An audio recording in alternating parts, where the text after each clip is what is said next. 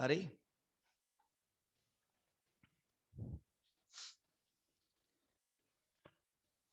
ඊළඟට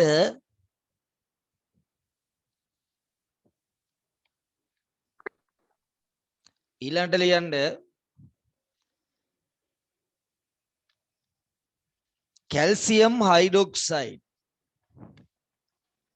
calcium hydroxide හරි ඊට පස්සේ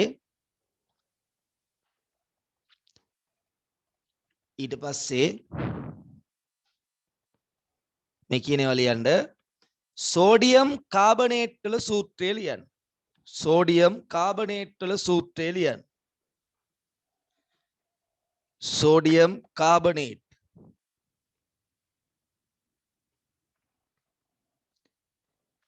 ඊළඟට sodium sulfate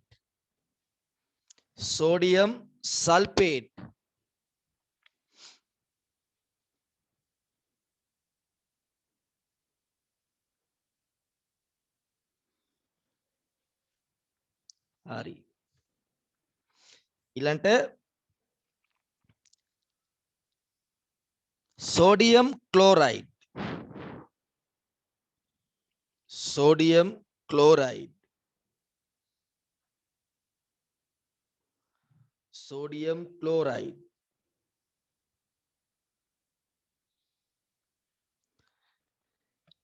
ඊළඟට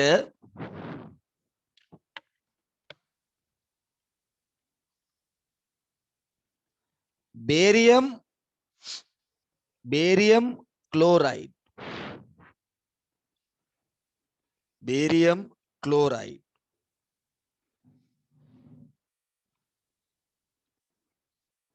barium nitrate barium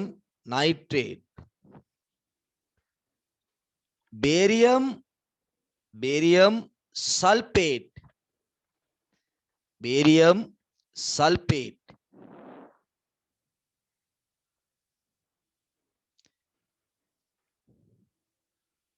ඊළඟට barium phosphate හරි දැන් ඕකේ අම්ල මොනවද භස්ම මොනවද ලවණ මොනවද කියලා රවුම් කරන්න කටුකොලයක කරන්න අම්ල මොනවද භස්ම මොනවද ලවණ මොනවද මේ නිකන් ඉන්න එපා එහා පැත්තට වෙලා කරාට පස්සේ කරනවා කියලා හිතලා හැම ඉන්න එපා Tamanට වරදී ඈ මේ පන්තියේ ඉන්නවා කියලා හිතලා ඊටත් වඩා සැලකිල්ලෙන් කරන්න අම්ල මොනවද භස්ම මොනවද ලවණ මොනවද කියලා රවුම් කරන්න දැන් බලන්න අම්ලයක් යනු කුමක්ද කියලා ඔයා දන්නවද අම්ලයක් යනු කුමක්ද අම්ල වර්ග තියෙනවා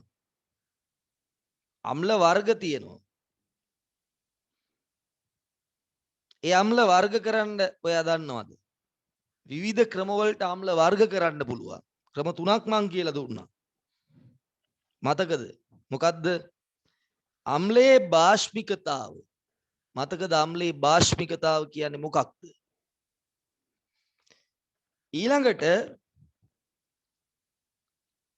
ඊළඟට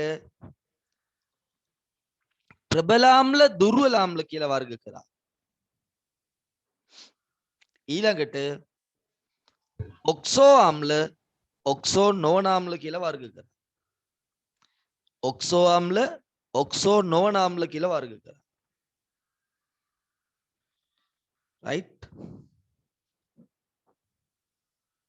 ඔන්න ඔය විදියට අපි අම්ල කීවා. ඒතර භස්මයක් කියන්නේ මොකක්ද? භස්මයක තියෙන ආම්ලිකතාව. භස්මයක ආම්ලිකතාව කියන්නේ මොකක්ද? මේ පාඩමට යන්න මේ ටික දෙන්න ඕනේ හරි. ඒ ටික බැයි නම් මේක තේරෙන්නේ නැහැ. භස්මයක ආම්ලිකතාව කියන්නේ මොකක්ද? ඊළඟට ලවණයක් කියන්නේ මොකක්ද? ලවණයක් කියන්නේ මොකක්ද? දැන් මම ওই ටික කියනවා. එතකොට ඔයාගේ ওই ටික සේරම හරි ගිහිල්ලා තිබ්බොත් වේගෙන් මතක් වුණා නම් ඔයා අන්න හොඳටම හොඳයි. ඔයාට කරා කියලා මතකයි ඒත් මතක් වුණේ නැත්තම් අන්න ඔයා සෑහෙන දුර්වලයි. හරි? ඒ කියන්නේ ඔයා වැඩේ හරියට කරගෙන යන කෙනෙක් නෙමෙයි. අතරින් පතරින් මතක නම් ඔයා චුට්ටයි හොඳ. ඒ කියන්නේ ඔයා කැපවීම මදි. ඔන්න දැන් ඔයාගේ කැපවීම මැනගන්න. මොකද ඔයාලා හොඳටම දන්නවා මේක මම කලින් උගන්වපු එකක්. අම්ලයක් ගැන කියනවා නම් අම්ලයක් කියලා කියන්නේ අපි වාදත් උගන්ලා තියෙන්නේ. අම්ල භස්ම ගැන වාදත් උගන්ලා තියෙන්නේ. අම්ලයක් කියන්නේ මාධ්‍යයේදී H ධන පිට කරන කෙනෙක්. මම කෙටියෙන් කියන්නේ.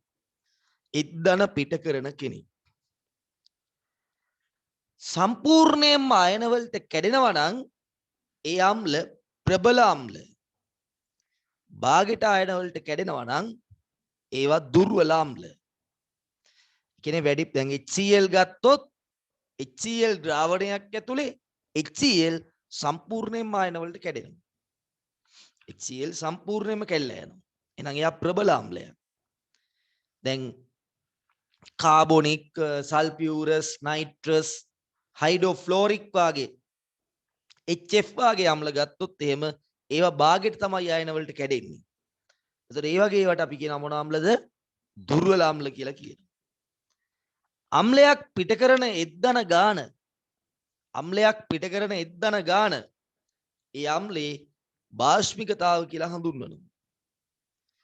ඔක්සිජන් තියෙන අම්ල ඔක්සෝ අම්ල කියනවා. ඔක්සිජන් නැති අම්ල ඔක්සෝ නොවන අම්ල කියලා අපි කියනවා. මේක තව වැදගත්කමක් මම කියව මොකද්ද? පිට කරන එද්දන එක පිට කරන එද්දන ඔක්සිජන්ට බැඳී ඇති අම්ල වලට තමයි අපි කියන්නේ ඔක්සෝ අම්ල. ඊළඟට අම්ලයක් නාමකරණයේදී නමාගට ඉක් කියන ප්‍රත්‍ය දානවයි කියලා කිව්වා. ඔක්සෝ නොවන අම්ලයක් නම් නම ඉදිරියට හයිඩ්‍රෝ කියන ප්‍රත්‍ය දානවා. එතකොට තමයි හයිඩ්‍රෝක්ලෝරික් උනේ. එක ඔක්සෝ අම්ල නම් නමකට ඉක් දැම්ම මුල් ද්‍රව්‍ය අගට ඉක් දැම්මා. එකම මුල් ද්‍රව්‍ය අම්ල දෙකක් හදනවා නම් වැඩි ඔක්සිකරණාංකයේ තියෙන කෙනාට ඉක් දානවා. අඩු ඔක්සිකරණාංකයේ තියෙන කෙනාට S දානවා කියලා අපි කිව්වා. මතකයි. එතකොට හයිඩ්‍රෝක්ලෝරික් HCl ඊළඟට හයිඩ්‍රෝබ්‍රෝමික් HBr අන්න ඔක්සෝ නොවන නම ඉස්සරහට එනවා මොන ප්‍රත්‍යද? හයිඩ්‍රෝ කියන ප්‍රත්‍ය.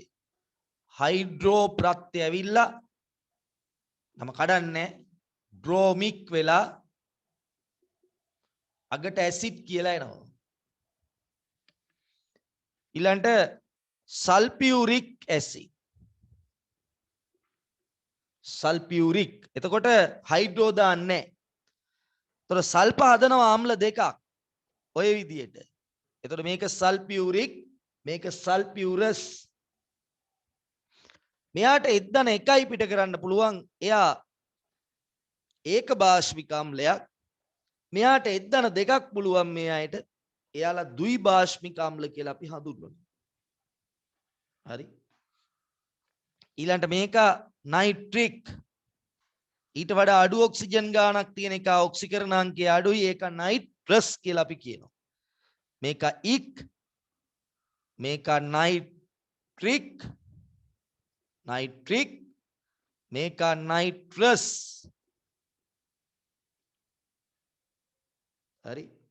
මේවා ඔක්සෝ නොවන අම්ල, මේවා ඔක්සෝ අම්ල. මේ වැදගත්කම තමයි පුතේ ඊළඟට කියන්න තියෙන්නේ. අම්ලය එද්දන පිට කරපුවාම ඉතිරි වෙන කෙනා ඍණ වෙන්න එපා. මොකද දණ්ඩ ඍණ කැපිලා යන්න එපා. මේකට ආරෝපණයක් නැහැනේ. එහෙනම් අම්ලය එද්දන පිට කිරීමේ ප්‍රතිඵලයේ විදිහට අපිට ලැබෙන්නේ මොකද්ද? ඇනායනයක්. ඇනායනයේ පරමාණු 1යි 2යි නම් අපි ඒක අයිඩ් දාලා තමයි කෙලවර කරන්නේ. එහෙනම් මොකද වෙන්නේ? ඔක ක්ලෝරයිඩ් වෙනවා. අරක බ්‍රෝමයිඩ් වෙනවා. මම පෙන්නන්නේ පෙර උගන්වපු ඇයි තියෙන වැදගත්කම. මම ආයෙ මෙහෙම කරන්න බලාපොරොත්තු වෙන්නේ නැහැ. ඒ කියන්නේ පාඩමට එනකොට පුතේ කලින් පාඩම හොඳට බලලා අධ්‍යයනය කරලා තමයි එන්න ඕනේ. ඒක තමයි මේ පෙන්නන්නේ. නැත්තම් මේ පාඩම එතනින් එහාට තේරෙන්නේ නැතුව යනවා. ඒක ඔයාලගේ වැඩක්. එතකොට ඔක්සිජන් තියෙන ඇනායන ගත්තොත් එහෙම 8 වලින් තමයි කෙලවර කරන්නේ. අර වගේමයි ඇනායන දෙකක් තියෙනවා නම් වැඩි ඔක්සිකරණ අංකයේ 8 අඩු ඔක්සිකරණ අංකයේ 8. එතකොට ඇනායන වල ප්‍රත්‍යයන් තුනයි. අයිඩ් 8 අයිඩ් විදියට ප්‍රත්‍යයන් තුනක් තියෙනවා. එකම කෙනා ඇනායන ගොඩක් ඔක්සෝ ඇනායන ගොඩක් හදනකොට තමයි වැඩි එකාට 8 අඩු එකාට අයිඩ් කියන ප්‍රත්‍යය එන්නේ. ඒතර අම්ලයෙන් තමයි ඇනායනය එන්නේ. ඊළඟට භස්ම කියලා කියන්නේ මොනවද? OH- පිට කරන නැත්තම් එත් ධන ගන්න කට්ටියට තමයි අපි කියන්නේ මොනවද? භස්ම. හරි? එත් ධන ගන්න කට්ටිය. සෝඩියම් හයිඩ්‍රොක්සයිඩ් කියන්නේ භස්මයක්. ඒක හරි ලේසි. එතකොට මේකේ තියෙන්නේ මොනවද පුතේ? සෝඩියම් ධන අයනයි OH- උයි. එතකොට භස්මය කැටායන හදනවා. භස්මය වෙන අතකින් කියනවා නම් කැටායන හදනවා. බේරියම් ඉන්නේ දෙවෙනි කාණ්ඩේ. එහෙනම් එයාගේ සූත්‍රයෙන් ඕනේ කොහොමද? Barium hydroxide. මොකද බේරියම් ධන 2යි හයිඩ්‍රොක්සයිඩ් ඍණ. එතකොට මාරු කරපුවාම බේරියම් මේක මෙතනින් ලියන ආරෝපණයක් නැතුව හයිඩ්‍රොක්සයිඩ් twice. ඒ කියන්නේ මේ ධන දෙක කපන්න පුතේ හයිඩ්‍රොක්සයිඩ්ලා දෙන්නෙක් ඕනේ. ඔච්චරයි ඔකේ තියෙන්නේ. ඉතින් අර වරහණක් දාන්නේ ඇයි? මේ ධන දෙක කපන්න ඍණ මේ මොකද ලවණය කියන එක උදාසීනයිනේ. එහෙනම් උදාසීන කරන්න මේ ධන කපලා දාන්න ඕනේ. ධන කපන්නම් ඍණේම මෙතන දෙකක් ඕනේ. ඔක තමයි කතාව. එතකොට මෙතන දෙන්න ලියනකොට මේ මෙතන පරමාණු දෙකක් නිසා වරහණක් දාගන්න ඕනේ. හරිද? හරි. ඊට පස්සේ ලවණ කියන්නේ ධනායනයයි. උන ලවණය කියලා කියන්නේ මොකද්ද? ලවණය කියන්නේ ධනායනයකුයි ඍණායනයකුයි එකතු වෙලා හැදෙන එකක්. දැන් උදාහරණයක් විදියට අපි කිව්වා නම් සෝඩියම් සල්ෆේට් කියලා. Sodium sulphate. ඒතර ඔයාලා හොඳටම දන්නවා මේක ඇතුලේ සෝඩියම් නෙමෙයි ඉන්නේ. සෝඩියම්ගේ ආයනය. සෝඩියම් හදන ආයනය සෝඩියම් පළවෙනි කාණ්ඩේ හදන්නේ ධන 1, දෙවෙනි කාණ්ඩේ හදන්නේ ධන 2. ඒතර සෝඩියම් ධන. හරි? તો සල්ෆේට් එක දන්නවා දැන් SO4 ඍණ 2. එතකොට ධන ඍණ 2 කපන්නම් ධන දෙකේ ඒවා දෙකක් ඕනේ නේ. එහෙනම් මේ දෙකේ හිඳ කෙටි කරලා මෙතනින් ලියනවා. එතකොට සෝඩියම් සල්ෆේට්. හරි? ඔන්න ඔය විදියට එනවා. ફોස්ફේට් බලමු. බේරියම් ફોස්ફේට් බලමු. බේරියම් ફોස්ෆේට්. බේරියම් ඉන්නේ දෙවෙනි කාණ්ඩේ. එහෙනම් බේරියම් හදන්නේ ධන 2 ආයන. දැන් ફોස්ෆේට් අමතක නම් බෑ. ફોස්ෆේට් එන්නේ මොන අම්ලයෙන්ද? ફોස්ෆරික් කියන අම්ලයෙන්. H3PO4. ફોස්ෆරික් වල සූත්‍රය මොකද්ද? H3PO4. මේ තියෙන්නේ මේ H අයින් කරපුවා මේ තියෙන්නේ පේන්නේ නැහැ නෙමෙයි. H කීයක් අයින් කරනවද? H 3ක් අයින් කරනවා. එහෙනම් මෙතන PO ඇනායනේ මොකද්ද? PO4 3ක් යනවා නම් මෙයා ඍණ ධනේව 3ක් යනවා නම් මෙයා ඍණ 3ක් වෙන්නේ. බොහෝ විට අර පේන්න තියෙන හයිඩ්‍රජන් ගාන තමයි පිට කරන්නේ. එහෙම නොවන තැනුත් තියෙනවා. ඒතකොට මේකේ 2 3 කැපන්න බෑනේ. එහෙනම් මේකෙන් 3කුයි මේකෙන් 2කුයි ගන්න ඕනේ. හරි. ඒ කියන්නේ මේ දෙක මාරු කරා නම් හරිනේ. ඒතකොට බේරියම් PO4 3ක් කියලා එනවා. දැන් ඔන්න ඔය පසුබිම තියෙන කෙනාට විතරයි අද පාඩමේ ඉස්සරහට යන්න පුළුවන් වෙන්නේ. හරි? ඔන්න ඔය විදිහට අපි එතකොට අපේ බෑග්ග්‍රවුන්ඩ් එක හදාගන්න ඕනේ. සොලිඩ් විදියට නියමට මේක සෙල්ලම් කරන්න නම් මේ පාඩමේ තියෙන දෙන කරුණු ටික හොඳටම අධ්‍යයනය කරලා තියෙන්න ඕනේ. එතකොට ඉස්සරහට ඔය කියන තරම් අමාරු නෑ. දැන් කාට හරි විද්‍යාවට අඩු සාමාර්ථයක් තිබ්බ කියන්නකො. ඒම නෑ කියන්නකො. මේවා ඉගෙන ගත්තේ නෑ කියන්නකො. හැබැයි හાર્ඩ් වර්කින් ඒ කියන්නේ මහන්සි වෙලා වැඩ කරලා කෙනෙකුට ගොඩ යන්න පුළුවන්. හිතා ගන්න බැරි ප්‍රතිඵල දාන්නත් පුළුවන්. හැබැයි කෙනෙකුට ඒත් තියනවා කියන්නකො. විද්‍යාවට ඒ නමයක් තියනවා කියන්නකො. ඒත් සමහර වෙලාවට යා නියම පාරේ යන්නේ නැත්තම් මේ විදියට කැපවීමෙන් කරන්නේ නැත්තම් එයාට මේක කරන්න වෙන්නේ නැහැ. හරි. මේක තමයි අද දවසේ වැදගත්ම පාඩම. හරි. ෆලෝ කරන්න මම එහෙම අයට තව උදව් විදියට මගේ අර 2022 පන්ති වල රෙකෝඩ් එකක් දාගෙන යනවා. පුළුවන් අය ඒක බලන්න. බලලා තමුන්ගේ පාඩම හදාගන්න. පස්සේ සාකච්ඡා කරනකොට සමහර දේවල් හොඳට තේරෙයි. මං කියන්නේ 100%ක් තේරෙනවා කියලා. නමුත් මේ දවස්වල වඩා හොඳයි.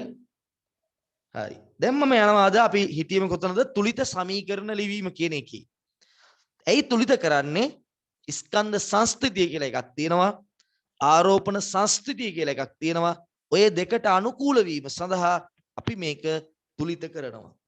ඔය දෙකට අනුකූල වීම සඳහා අපි මේක දෙපැත්ත සමාන කරනවා. මොකද්ද? ප්‍රතික්‍රියකවල ස්කන්ධයේ පළවල ස්කන්ධයට සමාන කරනවා. හරි. ඊළඟට ප්‍රතික්‍රියකවල ආරෝපණය පළවල ආරෝපණයට සමාන කරනවා. ඔන්න ඔය විදිහට අපි මේවා තුලිත කරනවා. අද අපි තුලිත කරන්න බලාපොරොත්තු වෙන්නේ මේක කඩලා තුලිත කරන්නේ කියන්නේ කෑලි කෑලි වලට.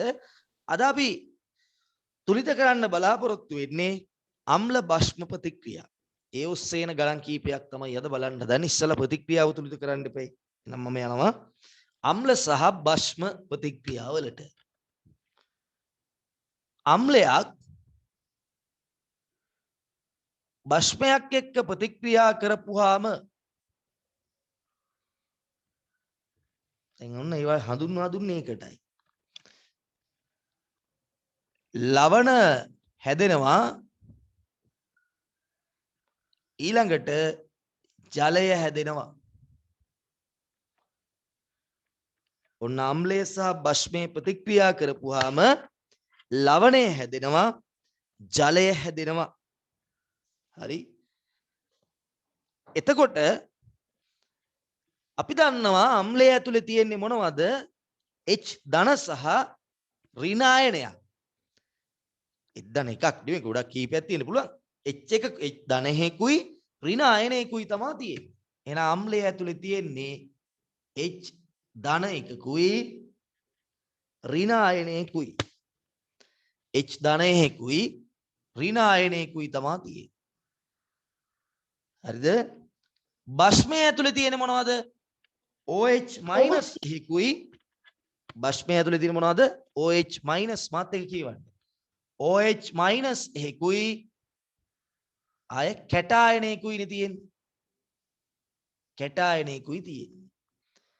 එතකොට පුතේ මේ H ධනයි OH minus උයි එකතු වෙලා මොනවද හැදෙන්නේ? ජලය බවට පත් වෙන්නේ. H ධන OH minus එක්ක එකතු වෙලා තමයි මේ ජලය හැදෙන්නේ.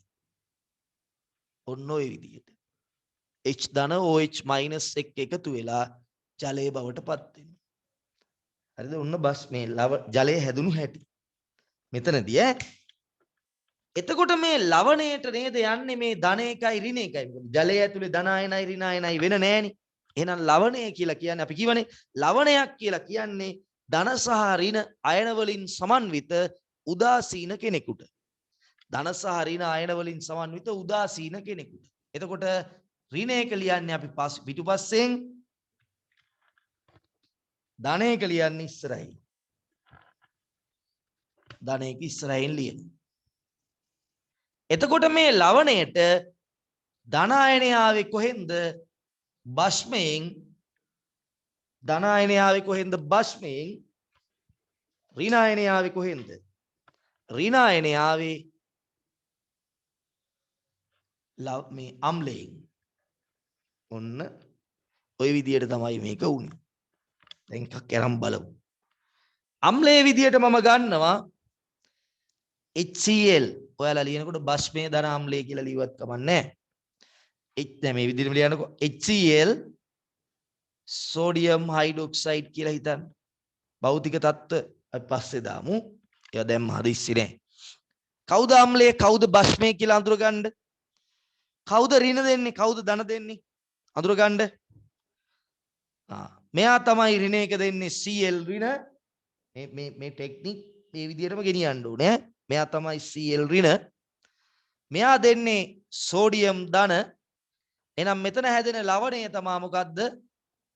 මෙතන හැදෙන ලවණය තමයි සෝඩියම් හා ක්ලෝරින් වලින් හැදෙන එක. මුලින්ම කැටායනය ලියන්නේ, දෙවනුව ඇනායනය ලියන්නේ. දැන් ධනට ඍණ කැපිලා යන එක එක නියෝනේ නැත්තම් ඔයාලගේ විදියට මාරු කරන්න. සෝඩියම් ක්ලෝරයිඩ් බවට පත් වෙනවා. එහෙනම් මෙතන ලවණය සෝඩියම් ක්ලෝරයිඩ්.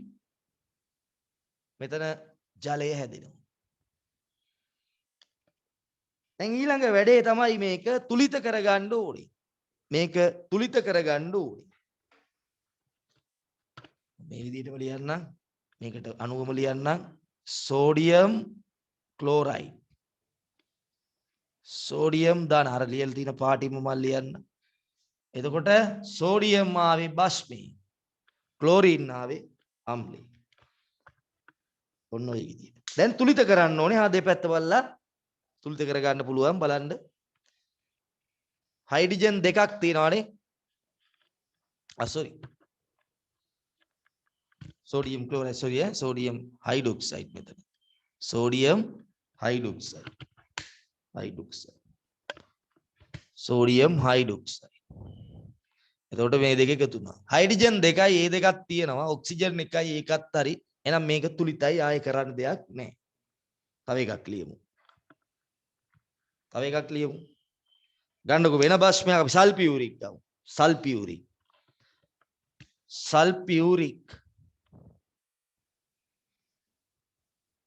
හරි. සෝඩියම් හයිඩ්‍රොක්සයිඩ් එක්ක ප්‍රතික්‍රියාව ගමු. සල්ෆියුරික් සෝඩියම් හයිඩ්‍රොක්සයිඩ් එක්ක ප්‍රතික්‍රියාව ගමු. Sodium hydroxide. දැන් මොකද වෙන්නේ? ජලය අර වගේම හැදෙනවනේ. ඒක ගැටලුවක් නැහැ. ජලයේ ගැටලුවක් නැහැ. ඉතලා කැටායනය යනායනය අඳුර ගන්න. සෝඩියම් හයිඩ්‍රොක්සයිඩ් ඇතුලේ තියෙන කැටායනය මොකද්ද? සෝඩියම් ධන. හරි. ඊළඟට මේකේ තියෙන ඇනායනය මොකද්ද? එත් දෙක අයින් කරන්න. එතකොට ඉතුරු මොනවද? SO4යි. හරි ලේසි. එතකොට ධන දෙකක් ගියපුවා මෙතන එන ඍණ දෙකක් වෙන්න එපා කැපිලා යන්න නේද? එහෙනම් එතන SO4 ඍණ දෙක. දැන් මෙහෙමත් පුළුවන් කෙනෙකුට සල්ෆේට් වල ඍණ දෙක කපන්න ධන ඒවා දෙකක් ඕනේ. එහෙනම් Na2SO4 වෙන්නත් පුළුවන්. නැත්නම් මේ දෙක මාරු කරනවා. එතකොට Na2SO4. එතකොට මෙතන හැදෙන ලවණය සෝඩියම් සල්ෆේට්. ලවණය මොකද්ද? Sodium sulphate.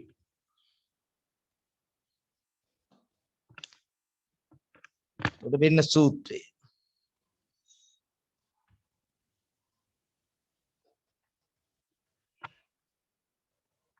හරි. දැන් බලන්න තුලිත කරන්න තුලිතද? නෑ දෙපැත්ත බලලා තුලිත කරන්න බලන්න කොහොමද? සෝඩියම්ලා දෙකයි. එහෙනම් මෙතන පුතේ සෝඩියම් හයිඩ්‍රොක්සයිඩ්. මේක තුලිත කරනකොට ලේසි ක්‍රමය තුලිත කර හිටියා නම් තමයි වැඩේ. තුලිත කරන්න කියපුවාම එහෙන එරෙනවා. මේක තුලිත කරන ලේසිම ක්‍රමය තමයි මේ ලවණයේදී හැ බලන්න. අම්ල භස්ම ප්‍රතික්‍රියාවක් තුලිත කරන ලේසිම ක්‍රමය තමයි ලවණයේදී හැ බලනවා. ලවණයට අනුව අම්ලය සහ භස්මය තුලිත කර. හැබැයි එහෙම හරියන්නේ ඔයා මේ ලවණේ සූත්‍රය හරියට ලිව්වොත් විතරයි. ලවණේ සූත්‍රය හරියට ලියලා නැත්නම් වැඩේ උඩ යන්න හම්බෙන්නේ නැහැ. හරිද? එතකොට මෙතන දෙකයි. හරියට ලියපු කෙනාට මෙතන දෙකයි. එහෙනම් පුතේ බය නැතුව මොකද කරන්නේ? මේක දෙකෙන් වැඩි කරනවා. මෙතන සල්ෆේට් එකයි කියන්නේ මෙතන සල්ෆේට් එකක් ගන්නම් මෙතන එකයි. ඒ කියන්නේ එකෙන් වැඩි කරන්න ඕනේ. ඊට පස්සේ බලන්න මේකේ තියෙන හයිඩ්‍රජන් ගාන. කීයක් තියෙනවද? 2යි 2යි 4යි. ඒකෙන් බේම් මෙතන වැඩි කරන්න. එතනේ ජලයේ ඉස්සරහා වැඩි කරන්න. අය බලන්න තේරුණාද? ඔයාලා දෙපැත්ත බල තුලිත කරන්න ගියොත් එන අවුලකටපත් වෙනවා. මොකද මෙතන ඔක්සිජන් හැමතැනම බලන්න එපැයි. එතකොට ඊට වඩා මේ අම්ල භස්ම ප්‍රතික්‍රියාවක් තුලිත කරන්න තියෙන කෙටිම ක්‍රමය තමයි ඔයාලා දීපු ලවණයේ දිහා බලනවා. මොකද ලවණය බැලන්ස් වෙලා තියෙන්නේ. ඇයි අපි දෙපැත්තට මාරු කරලා බැලන්ස් කරගෙන ඉන්නේ? ඒත් ලවණය හරියට ලියලා තියෙනවා නම් ඒ ලවණයට අණුව ලවණයේ තියෙන ගණන් වලට අණුව අපි තුලිත කර ගන්නවා අම්ලයේ ගානයි භස්මයේ ගානයි. ඊට පස්සේ හයිඩ්‍රජන් ගාන බලලා ජලයේ ගාන තුලිත කරනවා. එකක් කරලා බලමු ඈ. සෝඩියම් හයිඩ්‍රොක්සයිඩ් දාන phosphoric ලියමු බලන්න.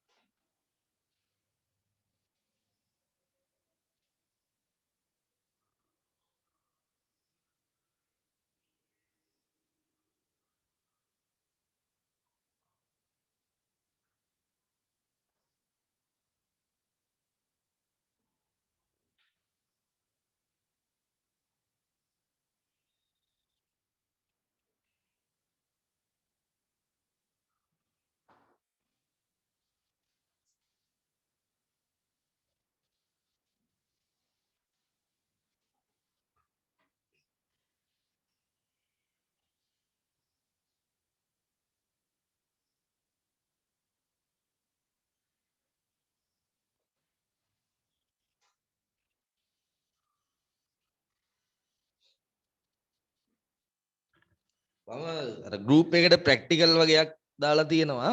යටම දෙක නෙමෙයි උඩම ටික ඒ කියන්නේ අර ඝන අවක්ෂේපයක් එහෙම හැදෙන එකක් තිබ්බේ. ඒක හවස් වෙනකොට බලාගෙන ඉන්න. ඔව් කටුකොලේ ලියන්නේ කටුකොලේ ලියන්න. තාම නෝට් එක ලියන්න එපා.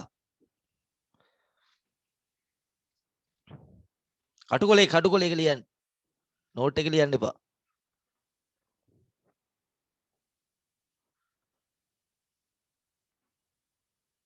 පුතේ ලියන්න එපා. නෝට් එක ලියන එක ලියන්න එපා.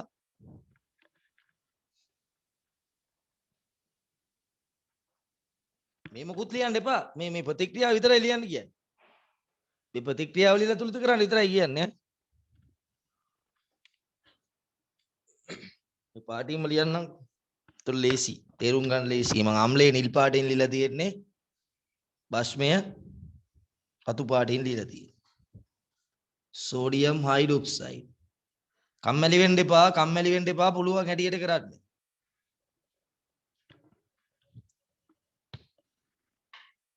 මේක ඔයාලගේ කැපවීම තමයි වැඩියෙන් ඕනේ. අර පස්සෙන් පන්න ගුරුවරු වෙන ඒක කරන්න බෑනේ මෙතන.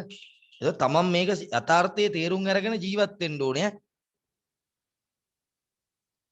ෆෝන් එක දීපුවාම වෙන වැඩ කරන්න ඒව කරන්න යන්න එපා. බොළඳ වැඩනේ. තමන්ට අරමුණක් තියෙන හින්දානේ තමන් සයන්ස් කරන්න ආවේ.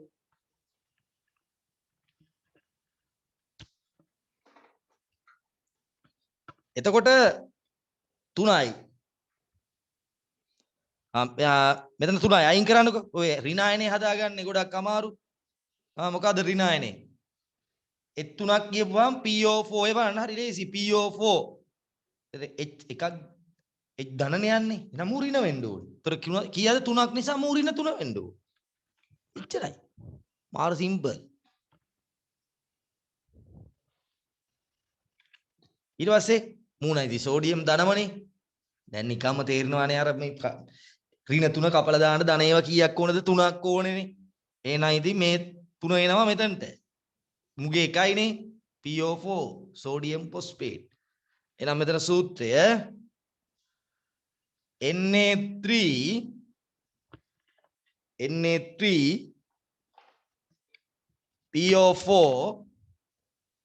PO4 ධන ජලය මෙතන දැන් තුලිත කරමු. ජලය දැන් තුලිත කරනකොට කවුරු දිහාද බලන්නේ? ලවණය. හැබැයි ඉතින් ලවණය හරියට ලියාගන්න නැත්නම් වැඩේ කරන්න හම්බෙන්නේ නැති වෙයි ඈ. සෝඩියම් 3යි මෙතන එහෙනම් 3ෙන් වැඩි කරනවා ෆොස්ෆේට් 1යි එහෙනම් මෙතන 1ෙන් වැඩි කරනවා. එතකොට සෝඩියම් 3 මෙතන 3ෙන් වැඩි කරනවා. එතකොට ජලය මේ පැත්තේ හයිඩ්‍රජන් 3යි 6යි. එතකොට මෙතන 3ෙන් වැඩි කරා නම් ඔන්න අම්ල බෂ්ප ප්‍රතික්‍රියාවක් අපි තුලිත කරා. හරි. එහෙනම් ලියන්නකෝ කෙටි මාතෘකාවක් සමීකරණ තුලිත කිරීම කියන ප්‍රධාන මාතෘකාව යටතේ අපි ඉන්නේ. අපි දැන් ලියනවා අනු මාතෘකාවක් අම්ල හා බෂ්ම ප්‍රතික්‍රියා තුලිත කිරීම. අම්ල හා බෂ්ම ප්‍රතික්‍රියා තුලිත කිරීම.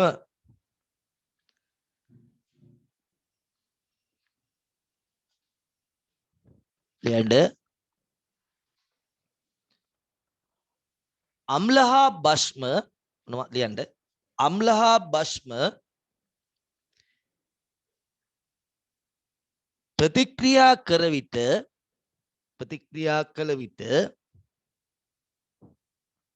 අම්ල හා බෂ්ම ප්‍රතික්‍රියා කළ විට ලවණ සහ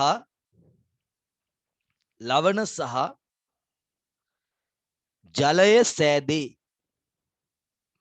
ලවණ සහ ජලය සෑදේ.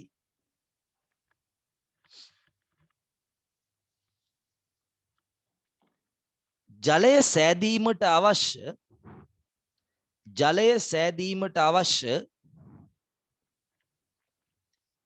H ධන අම්ලයනුත් OH minus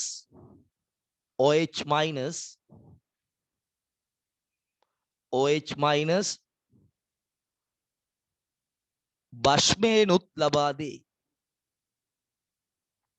OH minus බෂ්මේනුත් ලබා දේ.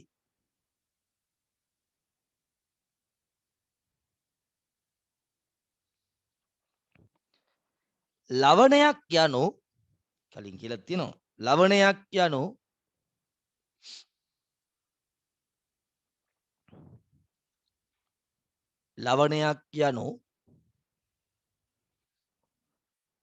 ධන හා ඍණ අයන වලින් සමන්විත ධන සහ ඍණ අයන වලින් සමන්විත ආරෝපණයෙන් උදාසීන. මේකට ආරෝපණයක් නැහැනේ. ලවණයට ආරෝපණයක් නැහැනේ. ආරෝපණයෙන් උදාසීන අයනික සංයෝග වේ. ලවණයක් යනු ධන සහ ඍණ අයන වලින් සමන්විත ආරෝපණයක් රහිත උදාසීන නැත්නම් අයනික සංයෝග වේ.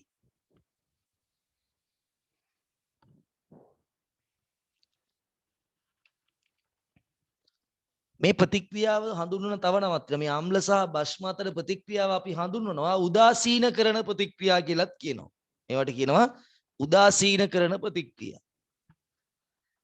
යන්න වරහන් ඇතුලේ අම්ල සහ බෂ්ම අතර ප්‍රතික්‍රියා උදාසීන කරන ප්‍රතික්‍රියා ලෙස හැඳින්වේ. කාට හරි සිග්නල් කට් වෙලා පාඩමට හරියට ඉන්න බැරි වුණා නම් ආපු අය එයාලා වෙනුවෙන් තමයි රෙකෝඩ් එක දාන්නේ. නාපු අයට නෙමෙයි. සිග්නල් අවුල් යන අයට තමයි ඒක දාන්නේ. ඒවා උදාසීන කරන ප්‍රතික්‍රියා ලෙස ද හඳුන්වයි. දැන් නෝට් එකේ මෙහෙම ලියන්න ඕනේ. ලියවෙනකොට මේක නිකන් ගහනව නෙමෙයි. නිකන් ගහන්නේ මේ ලියන හැම පාරකම මේ 4 සැරේටම කියවන්න ඕනේ. මොකද්ද? අම්ලයේ ධන දෙනවා. ඒ ඍණායනයක් තියෙනවා. බෂ්මය ධනායනය සහ OH මයිනස් දෙනවා. එතකොට ජලය හදන්න ඉද්දන යන්නේ අම්ලයෙන් නිකන් ඉන්න එපා. බෂ්මයෙන් තමයි OH මයිනස් යන්නේ. එතකොට අම්ලයේ ඍණායනය ඉතුරු වෙනවා. බෂ්මයේ ධනායනය ඉතුරු වෙනවා. ඒ දෙක එකතු වෙලා ලවණයෙන් ඩෝනේ. ලවණය ලියද්දි තුලිත කරලා ලියන්න ඕනේ. හරි? තුලිත කරලා ලියන්න ඕනේ. ඊට පස්සේ මේ වගේ ලියන්න. ලියුම් බාණ්ඩ ඔය ටික. දැන් නෝට් එකේ දැන් නෝට් එකට පල්ලෙහෙන් ලියන්න තියෙන්නේ මේ ටික.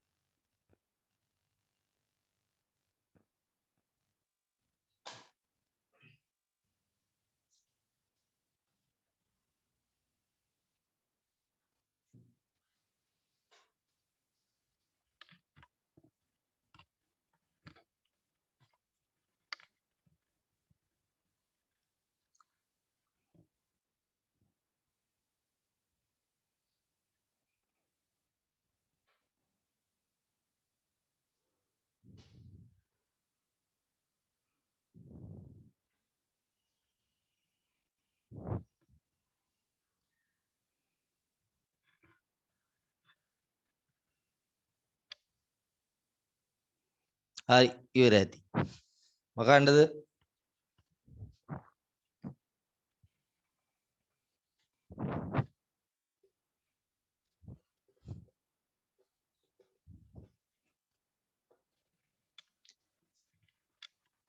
ටිකක් වේගෙන් වැඩ කරන්න එහෙම හුරු වෙන්න ඕනේ. නැත්තම් එනකොට කම්මැලි වෙලා ඔක්කොම අලස වෙලා යයි.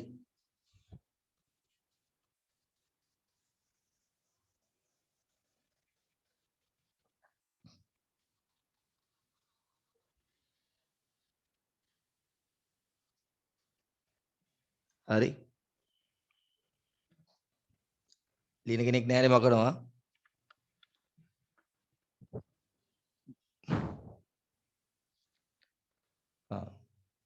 යටින් ලියන්න බරහන් ඇතුලේ ඕනනම් අම්ල භෂ්ම ප්‍රතික්‍රියාවක් තුලිත කිරීමට ඇති පහසුම ක්‍රම මම කැමති නෑ ඒකට. දැන් අර මේ අවස්ථාවේ හැටියට මම දෙන්නේ හරිද? එහෙම මේ ඔයාලගේ ඇඟ ඇතුලේ ඒක තියෙන්න ඕනේ. අමතක වෙයි කියලා අම්ල භෂ්ම ප්‍රතික්‍රියාවක් තුලිත කිරීමට පහසුම ක්‍රමය ලවණයට අණුව අම්ලය සහ භෂ්මය තුලිත කර අම්ලය සහ භෂ්මය තුලිත කර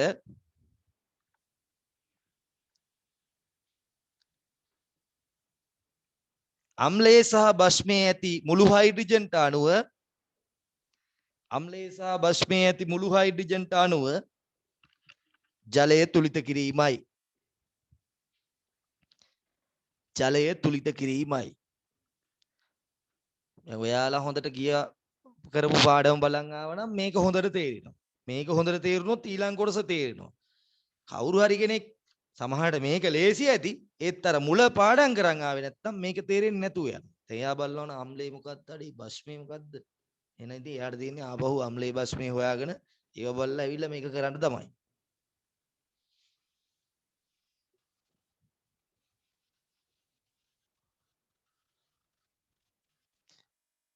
වැඩ කරන රිද්මය හදාගත්තොත් මේක ගේමක් ඇත්තෙම නෑ. හරි. එතකොට ඊළඟ එක අම්ලයේ විදියට මම ගන්නවා HCl ලවණයේ විදියට ගන්නවා බේරියම් හයිඩ්‍රොක්සයිඩ් අලියම් වාණ්ඩ ඊළඟ තුලිත කරගමු පොතේ දැන් පොතේ කරා ඊට පස්සේ අම්ලයේ විදියට ගන්නවා සල්ෆියුරික් ලවණයේ විදියට ගන්නවා බේරියම් හයිඩ්‍රොක්සයිඩ් අම්ලයේ විදියට ගන්නවා ෆොස්ෆරික් භස්මයේ විදියට ගන්නවා ඒත් බේරියම් හයිඩ්‍රොක්සයිඩ් ඊට තුලිත කරමු බලන්න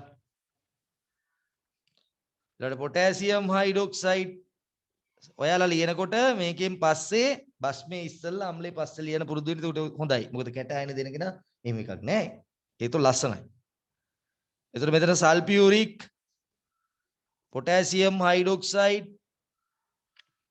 අවසාන වශයෙන් අපි දෙනවා සල්ෆියුරික් ඇලුමිනියම් හයිඩ්‍රොක්සයිඩ්. වැඩි පටන් ගන්න බෑ.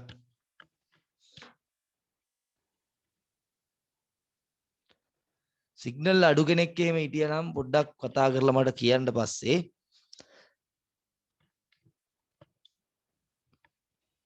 පොතේ මමකුත් කියන්නේ ලියන්නකෝ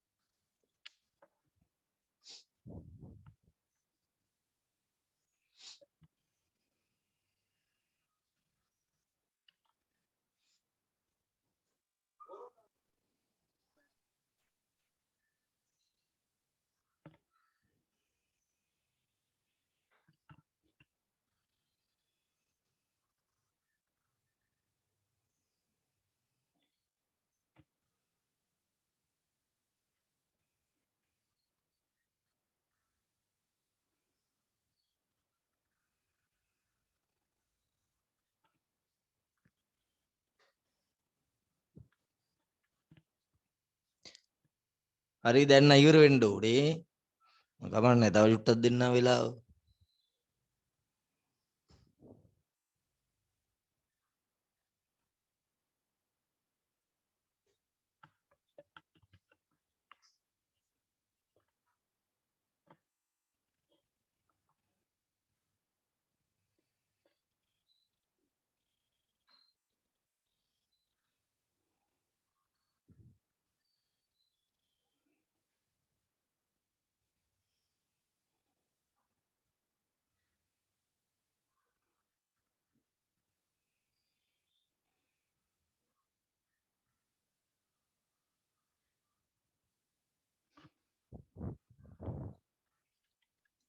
අම්ලේ ඇනායනය හොයාගත්තා, බස්මී කැටායනය හොයාගත්තා, ලවණේ සූත්‍රය ලිව්වා. ඔක තමයි මේකේ තියෙන වැඩේ. ඒක කරගත්තා නම් ගොඩ.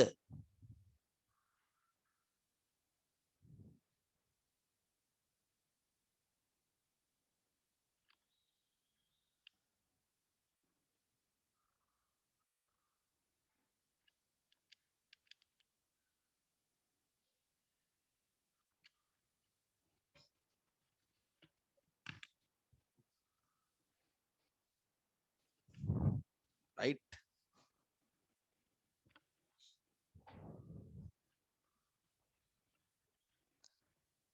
මේ පාඩමමයි හවස කරන්නේ. ගණන් හදන්න තියෙන හින්දා අර පාඩම පටන් ගන්නේ ටියුට් එකක් දෙන්න තියෙනවා. ඒ ටියුට් එක දුන්නාට පස්සේ ලබන සතියේ ඊට පස්සේ සතියේ ඉඳන්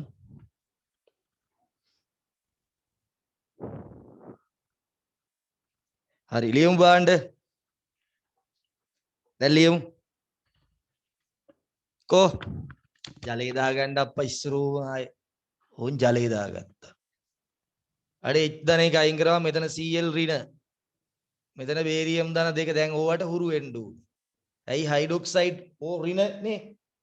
ඕ ඍණ දෙකක් ගියපුවාම මෙයා ධන දෙකක්. එතන බේරියම් දෙවෙනි කාණ්ඩේ ධන දෙකයි. එතකොට බේරියම් ධන දෙකයි කැටායනේ මුලින් ලිව්වා. ඇනායනේ දෙවෙනියට ලිව්වා. මේ මාරු කරන්න ඕනේ ධන දෙක එහෙමත් තේරෙනවා කෙනෙකුට BaCl2 එහෙනම් මෙතන ලවණය BaCl2 ලොකුවට ගන්න එපා කියන එකට අනුව හිතන්න. ඔයාගේ ඔළුවේ තියෙන ඒවා ගන්න යන්න එපා. මේ බලන්න මම ගන්නෙ සිම්පල්. දෙවෙනි කාණ්ඩේ උන් ධන දෙකයි. ඊළඟට දැන් ආයෙත් හොයන්න දෙයක්ද නැහැනේ. දැන් සල්ෆියුරික් එක මොකද්ද? සල්ෆේට් ඉස්සලා හොයාගන්න තියෙන්නේ. එහෙනම් මෙතන මොකද්ද? Barium sulphate. මෙතන මේ තුනක් තියන අයින් කරයි. දැනට එහෙම ගමු. තුනක් තියන අයින් කරා. PO4 ඉන 3යි. බේරියම් 2යි. ඔන්න ඒක බලන්නකෝ. බේරියම් ධන 2යි. PO4 ඉන 3යි. මාරු කරපුවාම Ba3 PO4 twice. මෙතන ජලය. Ba3 PO4 twice. ධන ජලය. හරි. මෙතන KOH K2SO තුලිත නෑ ඉවර නෑ මම මේ නිකන් ලියා ගන්නවා. ඒතර මෙතන අන්න මෙතන මොකද්ද? OH 3ක් එන්නම් මෙයා ධන 3ක් වෙනවා. දැන් වාට තේරෙන්නේ OH මයිනස්. එහෙනම් ඇලුමිනියම් ධන 3යි.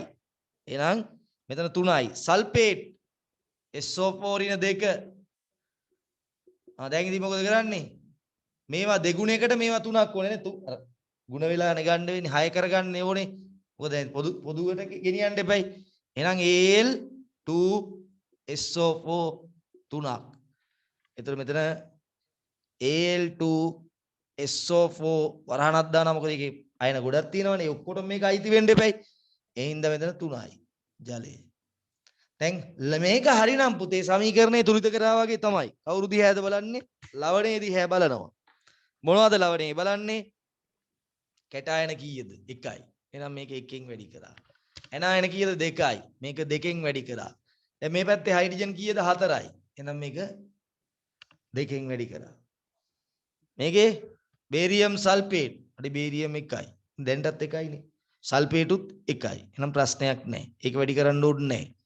එත් දෙකයි. එත් දෙකයි 4යි. මේක දෙකෙන් වැඩි කරන්න. හරි. ඊළඟට බේරියම්ලා 3යි. එහෙනම් මෙතන 3ෙන් වැඩි කරා. ෆොස්ෆේට් කෑලි දෙකක් ගන්න නම් අම්ලයේ කෑලි දෙකක් ඕනේ නේ. අම්ලයේ ෆොස්ෆේට් කෑල්ල එන්නේ. එහෙනම් මෙතන 2යි. එතකොට මෙතන හයිඩ්‍රජන් 6යි. 3 වරක් 2 6යි. ඒත් මේ දෙක දෙකෙන් මෙන් තියෙන්නේ. හයිඩ්‍රජන් 2යි ඒක 3ෙන් වැඩි කරනවා 6යි. 6යි 12යි. එහෙනම් මෙතන 6ෙන් වැඩි කරා. මේක දිහා බැලුවා 2යි. එහෙනම් මෙතන 2ෙන් වැඩි කරා. Hydrogen sulphate 1යි. හයිඩ්‍රජන් 4 නිසා මෙතන 2ෙන් වැඩි කරා. හරි. මේකේ ඇලුමිනියම් 2යි. මෙතන 2ෙන් වැඩි කරා. සල්ෆේට් 3යි. මෙතන 3ෙන් වැඩි කරා. ඒතර මේ පැත්තේ 6යි 6යි 12යි 12 ගන්න මෙතන 6 වරක් 2 12 වෙනවනේ. ඔන්න ඔය විදිහට සමීකරණ ටික තුලිත කරගන්න පුළුවන්. හරි. දැන් ඔහම අමාරුවෙන් තුලිත කරගෙන ඊට පස්සේ ඔය සමීකරණයේ දිහා බලනකොට ඔය ඉලක්කම් වලින් මොනවද අපිට කියන්නේ? ඔය ඉලක්කම් අපිට මොනවද කියන්නේ? අන්න ඒක තමයි ඊළඟ අපේ මාතෘකාව. මොකද්ද මේ ඉලක්කමෙන් අපිට කියන්නේ?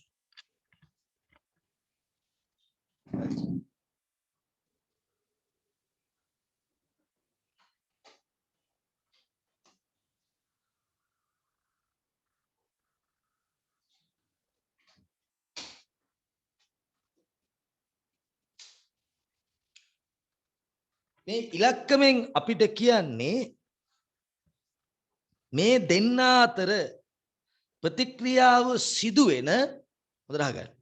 මේ දෙන්න අතර ප්‍රතික්‍රියාව සිදුවෙන ඵල හැදෙන සරලම පූර්ණ සංඛ්‍යාත්මක මවුල ප්‍රමාණය නැත්නම් මවුල අනුපාතය. මෙයාලා ප්‍රතික්‍රියා කරන සරල පූර්ණ සංඛ්‍යාත්මක මවුල අනුපාතය තමයි මේ ඉලක්කමෙන් අපිට කියන්නේ. ඒ කියන්නේ ඔබ මෙතන ගන්න HCl මවුල ගානක් ගන්න සෝඩියම් බේරියම් හයිඩ්‍රොක්සයිඩ් යම් මවුල ගානක් ගන්නවා නම් යම් මවුල ගානක් ගන්න මවුල දෙකට එකම නෙමෙයි එහෙම එකක් නෙමෙයි යම් බේරියම් හයිඩ්‍රොක්සයිඩ් මවුල ගානක් ගන්නවා නම් ඒ සමග ප්‍රතික්‍රියා කිරීම සඳහා HCl එම ගත්ත මවුල ගාන වාගේ දෙගුණයක් අවශ්‍ය කරනවා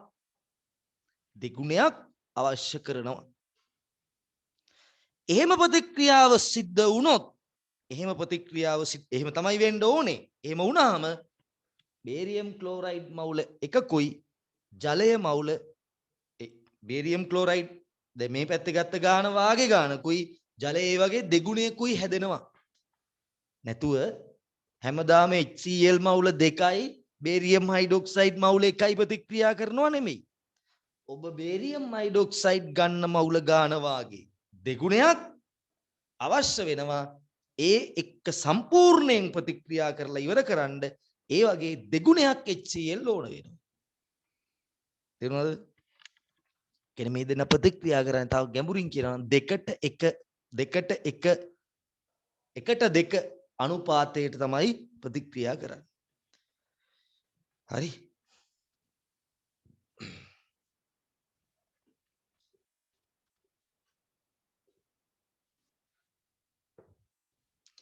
කියනවා හිතන්න ඕනේ එකයි මෙච්චර ස්ලෝ කරන්නේ හිතන්න තමයි කියන්නේ හැමතිස්සෙම.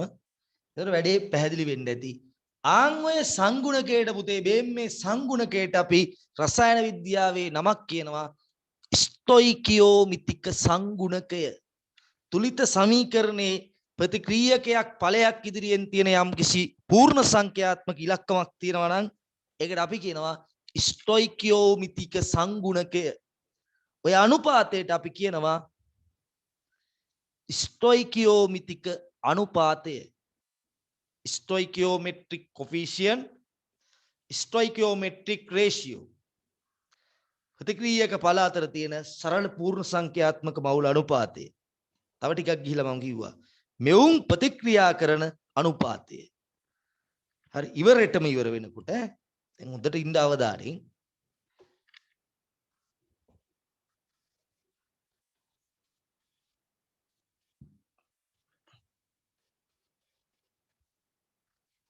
එකක් ලියා ගමු. සරල එකක් ලියා ගමුකෝ. ඉලක්කම් තියෙන එකක් ලියා ගමු. HCl මම බස්මේ ඉස්සලා ලියනවා ඈ. දැන් පේනවනේ බස්මේ මම ඉස්සලා ලියනවා.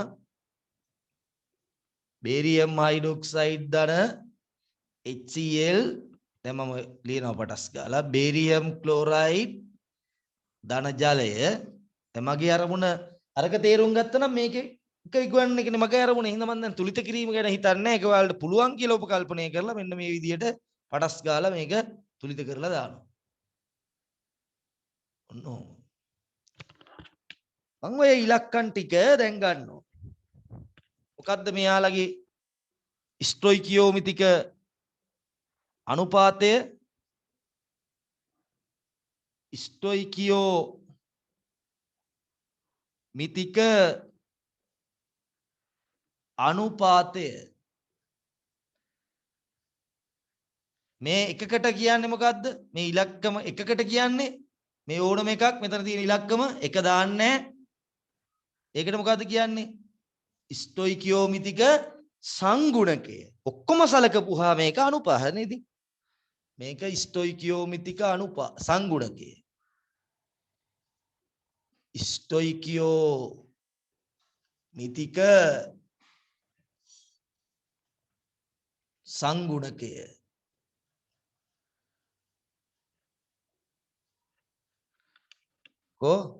ඔන්නම මෙහෙමත් ලියන බේරියම් හයිඩ්‍රොක්සයිඩ් HCl ඉල්ලනවා හැදෙනවා බේරියම් ක්ලෝරයිඩ් හැදෙනවා ජලය. ඒක තියෙන්නේ මෙයාගේ හැම මවුලයකටම මෙයාගේ මවුල ඒ වගේ දෙගුණයක් ඕනේ ඉවරටම ඉවර වෙන්න. හරිද? මෙතන එක මවුලයක් හැදෙනවා මෙතන මවුල දෙකක් හැදෙනවා. ඕක තමයි කතාව. වැරදි වැටහීමක් ඇති කරගන්න එපා. සදාකාලික බේරිය ඒ කියන්නේ ලෝකේ බේරියම් හයිඩ්‍රොක්සයිඩ් මවුල එකක් නැත්තම් ප්‍රතික්‍රියා කරන්නේ නැහැ කියන එක වගේ අදහසක් එහෙම එකක් නෙමෙයි තියෙන්නේ. එකට දෙකක් ඕනේ. දැන් උදාහරණයක් විදිහට මෙහෙම හිතන්නකෝ. මෙයාගේ මවුල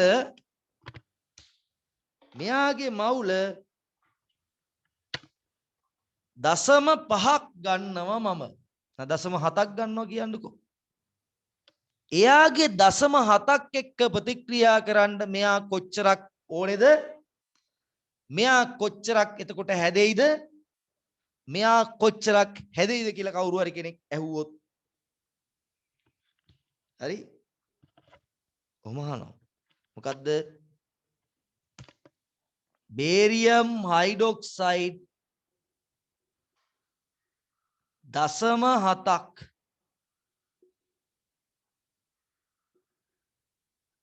ක්‍රියා කිරීම එයා සම්පූර්ණයෙන්ම ක්‍රියා කරලා ඉවර වෙනවා. එහෙනම් මොකද වෙන්නේ? එකකට ඉල්ලනවා දෙක.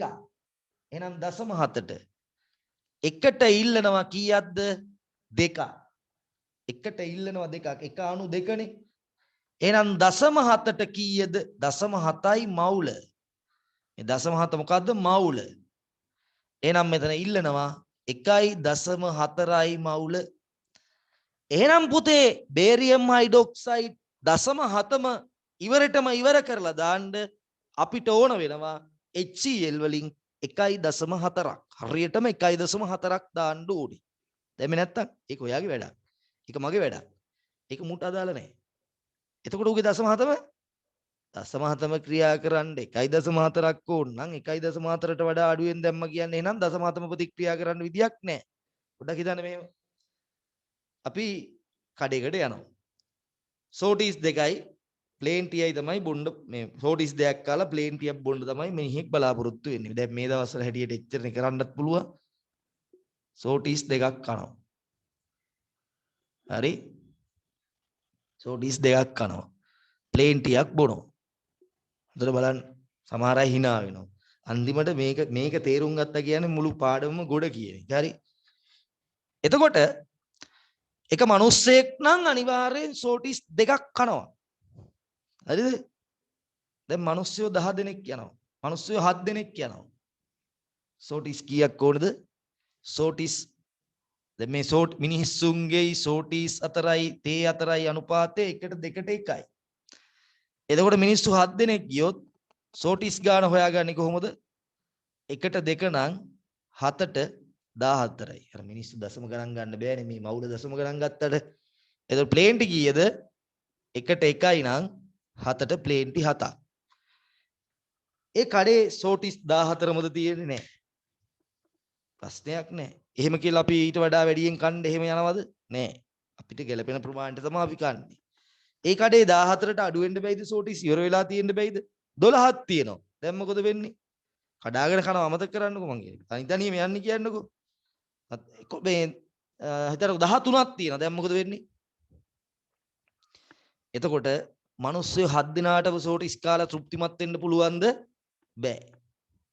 එක මිනිස්සෙකුට සෝටිස් නැතුව යනවා. මිනිස්සු 6 දෙනයි නේද එතකොට සෝටිස් කෑවේ. අන්න ඒ වගේ දෙයක් මෙතනත් වෙන්න ඕනේ. ඒ කියන්නේ කොයා? හරිද? මෙයා 1.4ක්ම මෙතනට දැම්මේ නැත්තම් එතකොට ඉතින් බේරියම් හයිඩ්‍රොක්සයිඩ් ඔක්කොමටම ප්‍රතික්‍රියා කරන්න වෙන්නේ නැහැ. ඒක වෙන කතාවක්. ඒක අපේ වැඩක්. ඒක තනින් තනට වෙනස් වෙන කතාවක්. මේ කතාවේ යන්නේ මොකද්ද? අපි කතා කරන්නේ ප්‍රතික්‍රියාවේ යම් කිසි මවුල ගානක් දාපුවාම ඒ මවුල ගාන ඉවරටම ඉවර වීමක් පිළිබඳව තමයි මේ කතා කරගෙන යන්නේ. අපි හරියටම බේරියම් හයිඩ්‍රොක්සයිඩ් ඒ කියන්නේ දෙකක් දීලා නැහැ එකයි දීලා තියෙන්නේ. අපිට කියනවා කතෘ විසින් 0.7 ඉවර කරපාන. 0.7 ඉවර කරනකොට මෙයා කොච්චරක් ඕනේද? අරයක් කොච්චරක් හැදෙනවද කියලා විතරක් හිතපන්. දෙකම දාලා තිබ්බොත් කඩේ වා. මිනිස්සුත් ඉන්නවා, සෝටිසුත් ඉන්නවා, ප්ලේන්ටිත් තියෙනවා.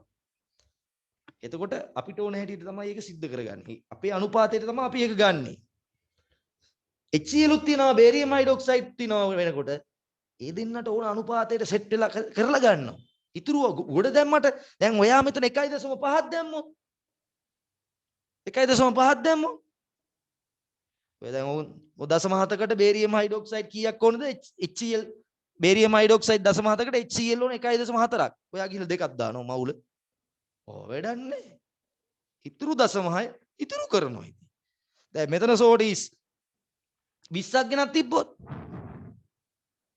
6ක් ඉතුරු කරනවානේ. 6ක් එළියට දානවානේ. බඩජාරි කෙනෙකුට ගිල්නේ උන් එක හිතන්න උඹලගේ මානසිකත්වයෙන් හිතන්න එපා. සාමාන්‍ය தත්ත්වයෙන් හිතන්න. දැන් සමහර ඉතුරු නැහැනේ. ඒ වෙන කතාව. සමහර උන් කල්පනා කරලා ඉතුරු වෙන්නේ නැහැනේ. කොච්චර තිබ්බද අපි කන? එහෙම නෙමෙයි මං කියන්නේ. අනුපාතයට කියපුවාම 6ක් ඉතුරු වෙනවා. හරිද? ඒ 6 පැත්තකට දානවා. හරිද? අපි කන්නේ අපි 1ට 2යි තේ ප්ලේන්ටියයි. එහෙම සෙට් වෙන විදිහට තමයි යන්නේ. හරි? ගෙදරින් සල්ලි දෙන විදිහට එපා. කන්න. ඒතකොට ඒ විදිහට තමයි සෙට් වෙන්නේ. හරි? ඒතකොට වැඩිපුර ඒවා ඉතුරු කරන්න වෙන්නේ. මේකෙත් ඒ වගේ තමයි. ඒතකොට ගාන හොඳට තේරුම් ගන්න ඕනේ. එකෙක්ගේ මවුල ගාන දීලා අනික අහනවා නම් හරි සිම්පල් වැඩේ තියෙන්නේ. පටපට ගාලා ගණ්ඩායි තියෙන්නේ අනුපාතේ පාවිච්චි කරලා. හරි? ඔන්න එතකොට ස්ටොයිකියෝමිතිය ගැන කතා කරා. ප්‍රතික්‍රියා කරන්නේ ස්ටොයිකියෝමිතියට. කලවම් කරන්නේ අපි. අපිට උන්ට අතර දෙකක් ඈ. ඌ ප්‍රතික්‍රියා කරන්නේ මෙහෙම. දාන්නේ අපි. බේරියම් හයිඩ්‍රොක්සයිඩ් 0.7ක් එක්ක HCl මවුල 1.6ක් දැම්මොත් කතාව වෙනස්. මුගේ 0.7ට මූ ඕනේ 1.4. හරි? 0.7ට 1.4ම දුන්නොත් සම්පූර්ණයෙන්ම ඉවරටම ප්‍රතික්‍රියා කරනවා. එතකොට මූ හැදෙනවා 1ට 1යි, මූ 1ට 2යි විදියට ඒ මවුල ගණන් ලබා දෙනවා. දැන් කාට හරි තේරෙන්නේ නැති කෙනෙක් හිටියා නම් මයික් එක ඔන් කරලා හරි මැසේජ් එකක් දාලා හරි අහන්න පුළුවන්. ඒක තමයි සරල උදාහරණය. ඔය සමහර ළමයි ඉන්න ඔයාලා එහෙම පුරුදු වෙන්න එපා. දැන් ඉන්න සරල එකක් කියපුවාම මේක කියපුවාම අර ගොම් පාට්ටයක් වගේ. නෑ. මේකම තමයි තියෙන්නේ මෙතන. වැඩේ තියෙන්නේ කාටවත් කියන්න එපා. මේකම තමයි මේ තියෙන්නේ. සිද්ධිය. ඒ වුණාට අපි මේවට හුරු නෑ. දැන් බලන්නකෝ අම්ල බැරි භස්ම බැරි ඒ කෙනා ලවණේ බැරි කෙනාට ඉස්සල්ලා එක තුලිත කරගන්න අමාරු වෙනවා. ඒ තුලිත කරගන්න අමාරු මේ අමාරුයි කියලා දැනෙන්නේ මෙතන. එතන නෙමෙයි අමාරු වෙන්නේ ඒකට. මේකමනේ තියෙන ගණන් වල ඕන තරම් හැදුවනේ මේක වැඩ. ඒතර අමාරු වෙන්නේ අර පියවරෙන් පියවර. සුළු කරන්න අමාරු වෙනකොට ඔන්න තව තැනක හිරි. ඒතර අමාරුකම් ඔක්කොම එකතු වෙලා අර අන්තිම තැනින් තමයි යන්නේ. එතකොට අපි කරන්න ඕනේ ස්ටෙප් බයි ස්ටෙප් වැඩේට එන්න ඕනේ. එතකොට මේ සිද්ධියමනේ මේ තියෙන්නේ. මේවට අපි හුරු නෑනේ. අපි හිතනවා මේවා මැජික් කියලා. මේවා ලොකු දේවල් කියලා. නෑනේ. වෙනසකට තියෙන්නේ මිනිස්සයා දසම ගන්න බෑ, සෝටිස් දසම ගන්න බෑ, තේ දසම ගන්න බෑ. හැබැයි මේ මවුල දසම ප්‍රමාණ වලට ගන්න පුළුවන්. ඔය සිද්ධිය තමයි තියෙන්නේ. මේ අනුපාත සම්බන්ධ පොඩි සිද්ධියක් තියෙන්නේ. නිකන් හිතන්න සිමෙන්ති එකයි වැලි 8යි සිමෙන්ති එකයි වැලි 8යි දාලා මිශ්‍රණයක් හදනවා කියලා. සිමෙන්ති කොට් එකට වැලි අපි හිතමු අර මොනවද මේ විල්බරෝ 8ක් දානවා කියලා හිතමුකෝ. එතකොට සිමෙන්ති කොට්ට 5ක් තියෙනවා. වැලි විල්බරෝ කීයක් ඕනද? 8 වර 5 40ක් ඕනේ. වැලි විල්බරෝ තියෙනවා 50ක්. දැන් 50ම කියලා දා ගන්නවද අරගෙන? 40ක් දාලා 10ක් ඉතුරු කරනවා නේද? අන්න ඒකමනේ තියෙන්නේ. එතකොට අනුපාතයේ ඉංජිනේරු වගේ වැඩක්. තේරුණාද? අනුපාතයේ ඉංජිනේරු. වැලි කියන එක සැපයුම් කරුවගේ, සිමෙන්ති කියන එක සැපයුම් කරුවගේ වැඩක්. ඒ දෙක හොඳට සංකල්පයක් විදිහට තේරුම් ගන්න. ඒකම තමයි මෙතන තියෙන්නේ. ගොඩක් අය ඕක කියලා දෙන්නෙත් නැහැ. කියලා දෙනකොට ගොඩක් අය විහිළුවකටත් ගන්නවා. සරලයි. මේ ඔක්කොම සරල දේවල් තියෙන්නේ. අපි තමයි මේක සංකීර්ණ කරලා තියෙන්නේ අපි දකින විදිහේ. හරි. එහෙනම් ලියමු. අපේ මාතෘකාව ඊළඟට ස්ටොයිකියෝමිතික අනුපාතය. ස්ටොයිකියෝමිතික අනුපාතය.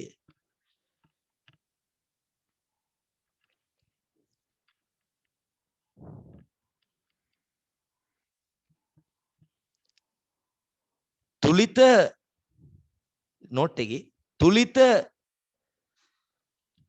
රසායනික සමීකරණයක තුලිත රසායනික සමීකරණයක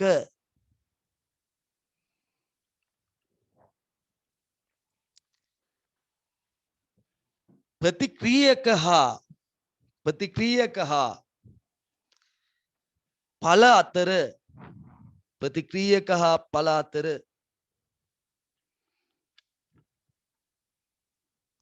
සරල බොහෝ විට පූර්ණ සංඛ්‍යා අපි තියන්නේ සරල පූර්ණ සංඛ්‍යාත්මක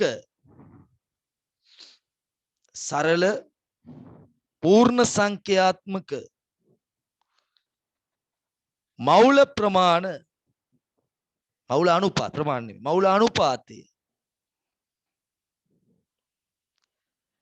ස්ටොයිකියෝමිතික ප්‍රමාණය ලියන්න එපා. මවුල අනුපාතය ස්ටොයිකියෝමිතික අනුපාතය ලෙස හැඳින්වේ. ස්ටොයිකියෝමිතික අනුපාතය ලෙස හැඳින්වේ.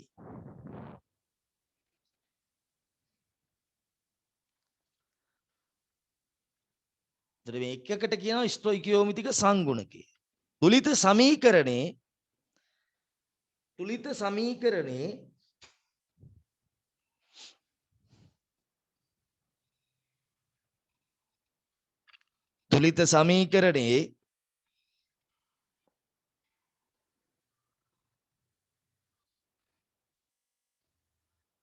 එක්සන් රචකයක් ඉදිරියෙන්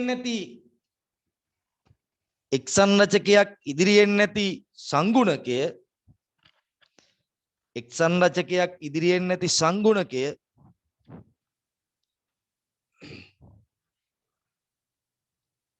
ස්ටොයිකියෝමිතික සංගුණකය ලෙස හැඳින්වේ.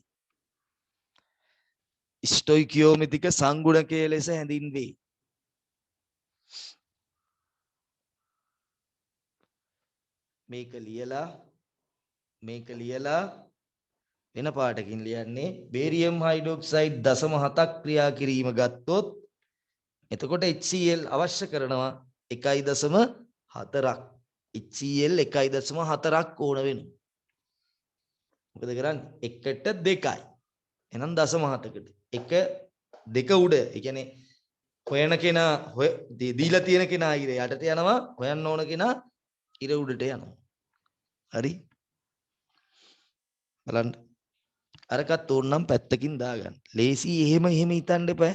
අයියෝ මන්ට ඕනේ ඔය වැඩන්නේ ඔය එහෙම හිතන්න එපා. හැකි හැම විටම තමන්ගේ දේවල් වලට එකතු කරගන්න හැමතිස්සෙම මම පල්ලෙහා ඉන්නේ. මම බිඳුවෙන් පටන් ගන්න. එහෙම හිතාගෙන ඉස්සරහට යන්න. දන්නවා කියලා කිසිම දෙයක් පටන් ගන්න එපා. බෑ කියලාත් කිසිම දෙයක් පටන් ගන්නත් එපා. ඔය දෙකම ගැලපෙන්නේ මට බෑ. අයියෝ අමාරුයි. එහෙම බෑ. full relax එකේ පටන් ගන්න. දන්නවා කියලා පටන් ගන්නත්. දැන් එහෙනම් මාත්මික දන්නවා කියලා දැන් ඔයාලා උපකල්පනය කරලා උගලන්න තිබ්බන්නේ. සූත්‍ර ලියන්න ඕ ලෙවල් වල දන්නවා කියලා හිතලා උපකල්පනය කරලා උගන්වන්න තිබ්බා. එතකොට වැඩේ කරගන්න බැරි වෙනවා. මම යන්නේ බිඳුවේ ඉඳන් යන්නේ. අන්න ඒ වගේ පටන්. දැන් ඔයාලට කෙමිස්ට්‍රි සම්බන්ධ දැනුමක් නැහැ කියලා දැන ඉඳන් තමයි මම උගන්වන්නේ.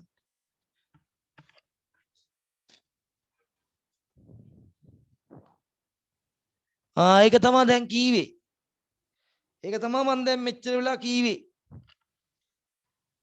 මිනිස්සු එකයි, සෝටිස් දෙකයි, මිනිස්සු 7යි, සෝටිස් 14යි, සෝටිස් 16ක් ගිහින් තියෙනවා. මොකද වෙන්නේ කියලා ඇහුවේ ඕක තමයි.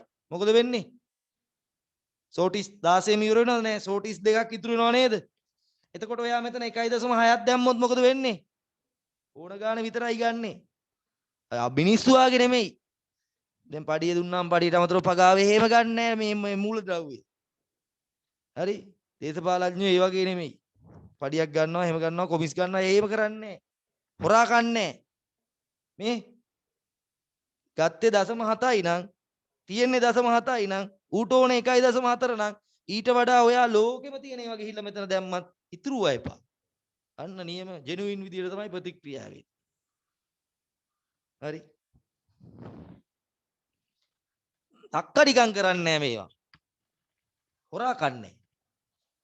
පාඩුව ඉතුරු වෙලා තියෙන්නේ. අනිත් පැත්තත් එහෙමයි ඉතින්. මුගේ 1.4කට මුගේ 0.7ක් එපැයි. ඌ 0.6ක් දැම්මොත්. එතකොට මුගේ 0.6 ඉවර වෙනවා. මුගේ ඉතුරු වෙනවා. මූ අඩුවෙන් දැම්මොත්. මූ ඒත් මූ වැඩි එතකොට. මූ වැඩි එතකොට ඒත් ඉතුරු වෙනවා. මීට වඩා මූ වැඩි වුණොත් සෝරි ඉන්දු මූට වඩා මූ වැඩියෙන් හිටියොත් මූ ඉතුරු වෙනවා. මූ 0.7කට මූ 1.4ක් ඕනේ. එතකොට මුගේ 1.4කට මූ 0.7ක් ඕනේ. මූ 0.8ක් හිටියොත් එතකොට ඌ ඉතුරු වෙනවා. ඒ විදිහට වැඩිපුර දාන එක ඉතුරු වෙනවා. ඒක තමයි ඊළඟට තියෙන අපේ වැඩේ. අපි දෙකම දාලා නැහැ. මේ අවස්ථාවේ අපි එකයි දාලා තියෙන්නේ. ඉතුරු අවශ්‍ය හොඳට බලන්න ගන්න. අනික අවශ්‍ය කරන ප්‍රමාණය අපි හොයන්නේ. කොච්චරක් අවශ්‍යද අපිට මේ වැඩේ කරගන්න. අපි විද්‍යාගාරේ කොච්චරක් HCl හොයා ගන්න ඕනද මේ බේරියම් හයිඩ්‍රොක්සයිඩ් 0.7 ඉවර කරන්න.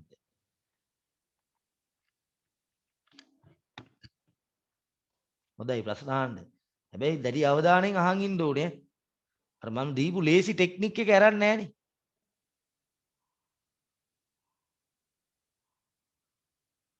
මම දුන්න සරලව තේරුම් ගන්න ක්‍රම දීලා තියෙන්නේ.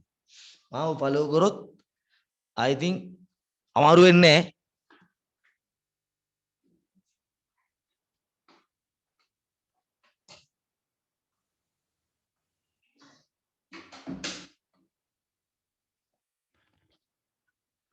මේක ඇතුලේ තියෙනවා ලොකු රහසක්. පුළුවන් නම් බුද්ධිමතෙක් නම් තේරුම් ගන්න. මේක ආයෙත් මම කියන්නේ මේක අපේ ඇහැට පේන්නේ අපිට හුරු නැහැ. ඒ හින්දා මේක අපි වෙනම හිතන්න යනවා. ඔක තමයි වෙන්න පුළුවන් ප්‍රධානම දෝෂය. මේ තියෙන එදිනෙදා ජීවිතේ දන්නා සිද්ධි මගී නොදන්නා සිද්ධිය තේරුම් ගන්න උත්සාහ කරනකොට ඒ සිද්ධිය වඩා හොඳට තේරුම් ගැනීමේ හැකියාවක් ලැබෙනවා. මේක අල්ලගත්තොත් සයන්ස් වලින් ගොඩක් දුර යන්න පුළුවන්. මේක මෙහෙම වෙන්න බැයිද? එහෙම නිතන්. අපි කෙලින්ම මේක ඩිරෙක්ට් තේරුම් ගන්න හදනකොට මගේ බුද්ධිමතෙක් වෙන හැටි මම මේ කියන්නේ හරි. ඩිරෙක්ට් මේක විතරක් හුදකලා කරගෙන තේරුම් ගන්න හදනකොට අපේ ඇහැට පේන්නේ නැති දෙයක්. එහෙමනේ අපි තේරු. ඒකට අපි හැමතිස්සෙම වෙන මොඩල් එකකට ගිහිල්ලා ඒ මොඩල් එකෙන් ඒක තේරුම් අරගෙන එකත් එක්ක සංසන්දනය කරලා ගන්න හදනවා. දැන් අපිට ෂුවර් නෑ මේක මෙහෙම වෙයිද කියලා. ඒක කායෙන් හරි අහලා බලනවා. දැන් ආයෙ දන්නවා ඔයාලා මේ වගේ දෙයක් තමයි මෙතන තියෙන්නේ. ඊළඟට මේ දේ අපිට හුරුයි.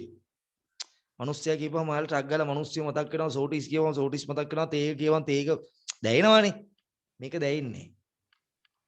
එහෙනම් ඊළඟ වැඩේ තමයි මේක මේ தത്വයට සරල කරන්න ඕනේ.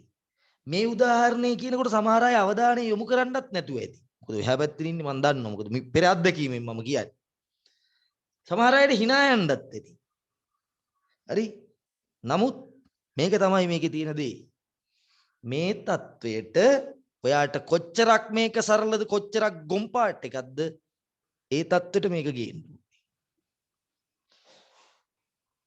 මේක தത്വෙට ඔයා මේක කියනකොට hina වුණා නම් ඇයි මේක කියනකොට hina වෙන්නේ? මේක කියනකොට තේරුණා නම් ඇයි මේක කියනකොට තේරුන්නේ නැහැ කියන්නේ? මේකේ සෝටිස් මිනිස්සු 7කට සෝටිස් 14ක් ඕන නම් මිනිස්සු 7කට සෝටිස් 16ක් තිබ්බොත් සෝටිස් 2ක් ඉතුරු වෙනවා නම් මේකේ දශම 7කට මේක 1.6ක් දාපුවාම ඇයි දශම 2ක් ඉතුරු වෙනවා කියන එක පැටලෙන්නේ. ඒක මූලික හේතුව සංකල්පයට වඩා සංකල්පයකයි දෙකේම තියෙන. මෙන්න මේව අපිට හුරු නැහැ. අපි දන්න මොඩලෙන් නොදන්න එක තේරුම් ගන්න ඕනේ. ඕක තමයි බුද්ධිමතුන්ගේ ක්‍රියාව. පුරෝගතනය කරනවා කියන්නේ. හරි. එතකොට මේ චූටි දේවල් ඉතා වැදගත්. හරි. මට පුළුවන් කියලා මොන වෙලාවකවත් උපකල්පනය කරන්න මෙපා. බිඳුවෙන් පටන් ගන්න. ඊළඟට මට බෑ කියලා හිතන්නත් එපා. සම්පූර්ණයෙන්ම පෙර නිගමන වලින් තොරව සමාජයේ කියන ඒවායින් තොරව වැඩේට බහැලා තමන් කැපවීමෙන් මේක කරයි යන්නයි තියෙන්නේ. හරි එහෙනම් තව චුට්ටක් යන්න. උතර වැඩේ පැහැදිලි නේද? වැඩිපුර අඩුවෙන් දානේ වගේ අපි තව කතා කරමු ඉස්සරහට. තව සරල මට්ටමින් යන්න. තව එකක් ගමු ඈ. දැන් පොතේ මේක ලියන්න ඇති. මේක ලියවනේ.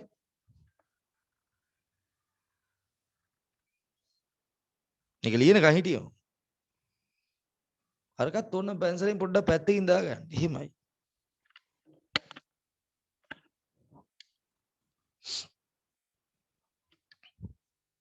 හරි.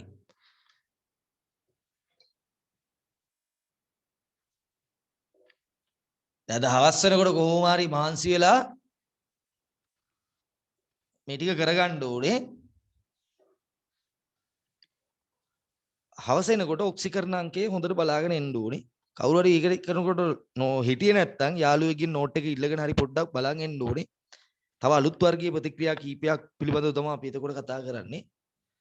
හරි. තව චුට්ටක් බලමුද? තව චුට්ටක් බලමු ඈ. බේරියම් හයිඩ්‍රොක්සයිඩ්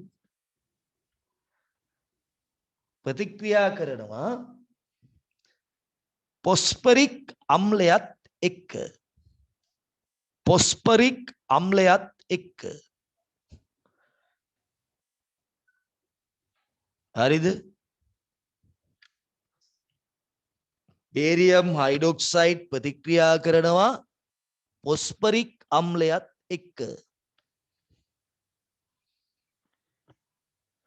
එතකොට දැන් හැදෙන ඒවා හදාගන්න ජලය. right? ජලය. ඊළඟට දැන් ලවණය හදාගන්න ඕනේ බේරියම් ධන 2යි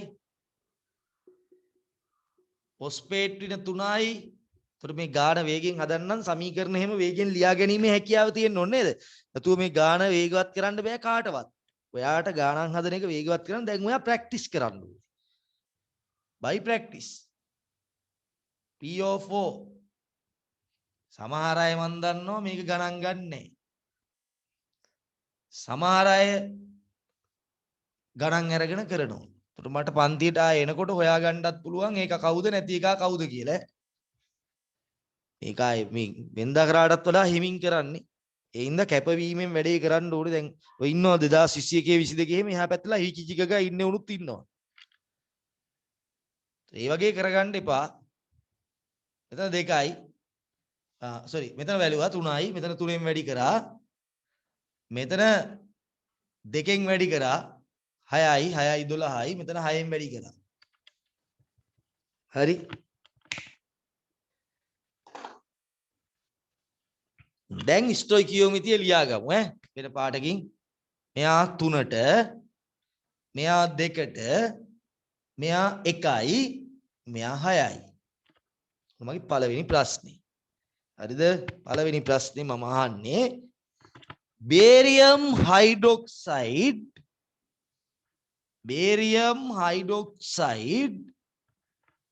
හරිද? උතර බලන් ඉන්න වැඩි. බේරියම් හයිඩ්‍රොක්සයිඩ් 0.6යි මවුල සමග ක්‍රියා කිරීමට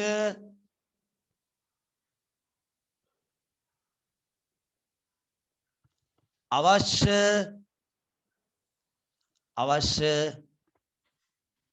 HCl මවුල දැන් පුතේ අනිත් එවුන් දාන ප්‍රමාණයක් ගැන කියලාද නැහැ. අනිත් එවුන් කොච්චරක් දාන්න ඕනිද කියලා විතරනේ අහන්නේ. අනික කොච්චරක් ඕනිද HCl මවුල. sorry HCl මේ H3PO4 බලන්න ඊට පස්සේ මේක වැරදිලා. H3PO4 මවුල කීයද? මේ පාඩම කරගත්තා කියන්නේ සුපිරියට සෑහෙන ප්‍රමාණයක් ඔයාලා ඉස්සරහට ඇවිල්ලා ඉන්නේ. දැන් මේක දැඩි අවධානයෙන් කරගන්න nothing game වැඩ කරන අයට. ඊට පස්සේ මම අහනවා බේරියම් ෆොස්ෆේට්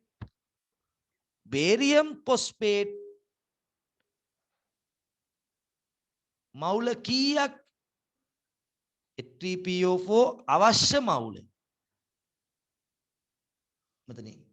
මෙතන ලියන්න ඈ. අවශ්‍ය H3PO4 මවුල මේ ඔක්කොටම මෙහිමින් කරන්නේ අර සිහදිස්සි හරි සිග්නල් මේ වුණොත් මොකක් හරි වුණොත් මෙතන බේරියම් ෆොස්ෆේට් සෑදෙන මවුල අවු හැදෙනවනේ සෑදෙන මවුල හරි ඊස්සේ ජලය සෑදෙන මවුල. හරි දැන් පුතේ මොකද්ද ගාන කියලා හොඳට කියවන්න ඕනේ. ගාන කියවන්න. හදට කියවන්න. මම දානවා බේරියම් හයිඩ්‍රොක්සයිඩ් 0.6ක්. මට ඒක ඔක්කොම ඉවර කරන්න ඕනේ. ඉවරටම ඉවර කරන්න ඕනේ. අන්න ඒකට 3PO4 දාන්න ඕනේ. හරි ගානට. මිම්මට. එහෙනම් කොහොමද? 3ට 2යි. 3කට 2යි. කාගේ හො ගානද? මුගේ ගාන. එතකොට මුගෙන් බෙදිලා මුගෙන් වැඩි වෙන්න ඕනේ. එතකොට මෙතන මුගේ කීයද? 0.6යි මවුල ස්ටොයිකියෝමිතියට ඒකකයක් නැහැ. මුගේ 3කට මූ 2යි. එහෙනම් එකකට කියන්නේ මුගේ එකකට බලන්න මොකද කරන්නේ? 2 බෙදනවා 3ෙන්. ඒක වැඩි කරනවා 0.6ෙන්. එතකොට ඔයාට එනවා උත්තරේ කීයද? හරියටම 0.4යි. හරියටම ඔබතුමිය මේකට 0.4ක් H3PO4 ගෙනල්ලා අතහැරියොත් එහෙනම් මොකද වෙන්නේ? බේරියම් හයිඩ්‍රොක්සයිඩ් ටිකයි ගානට මිම්මට ඉවරයි. මොකෙක් හරි එකෙක් ඉතින් ඔහෙ ගෙනල්ලා දානවා 0.5ක් විතර. දැන් මොකද වෙන්නේ? 0.5ට වඩා 0.4ක් අරගෙන ඉතුරු ටික ඉතුරු කරනවා. ටිකක් ගෙනල්ලා 0.3ක් දානවා. එතකොට අනිත් පැත්ත. ඒක පොඩි බලමු. එතකොට ඉතින් මදිනේ. එතකොට මූ ඉතුරු වෙන්න ඕනේ නේද? ඌට 0.6ට ඕන 0.3ක් නෑ. මේ 0.4ක් නෑනේ. එතකොට ඌ තියෙන ටිකත් එක ක්‍රියා කරලා ඉතුරු ටික ඉතුරු කරලා දානවා.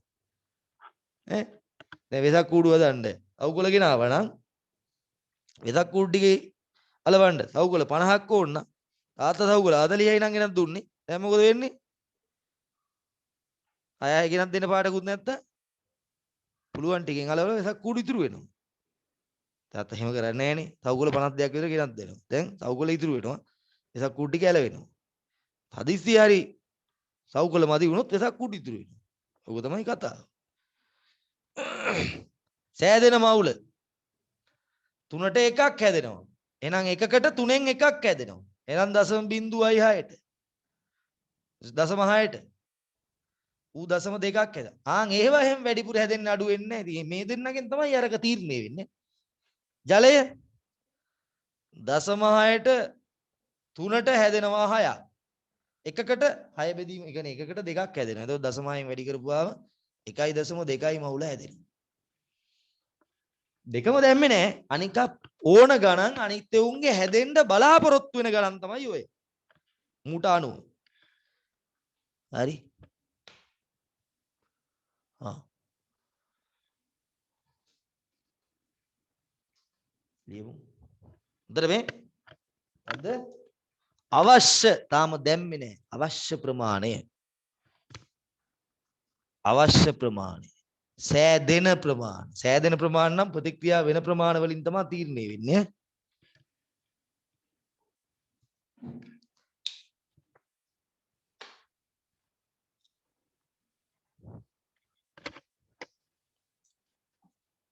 මේක නම් මේ මම YouTube එකට දානවා වුණාට මේක දාන වීඩියෝ මම අන්ලිස්ට් කරලා දාන ඒවා group එකෙන් පිටට කොපි කරන්න එපා.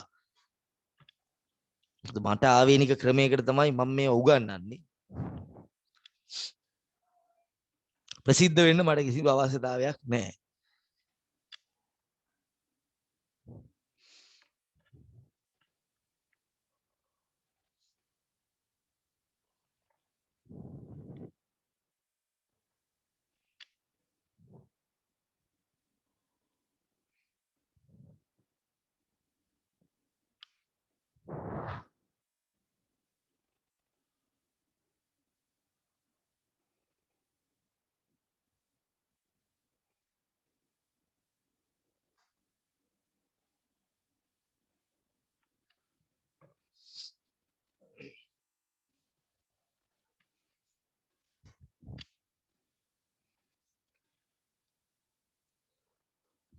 තල තේරුම් ගන්න වැඩි සිග්නල් අඩු වෙනවද?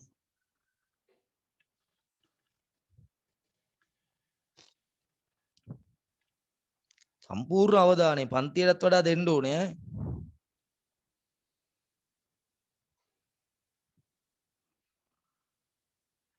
ඔයා මේකේ 0.6ට අරු මේකේ 0.6ට මේක 0.4ක් දැම්මොත් වැඩේ සම්පූර්ණ කරගන්න පුළුවන්.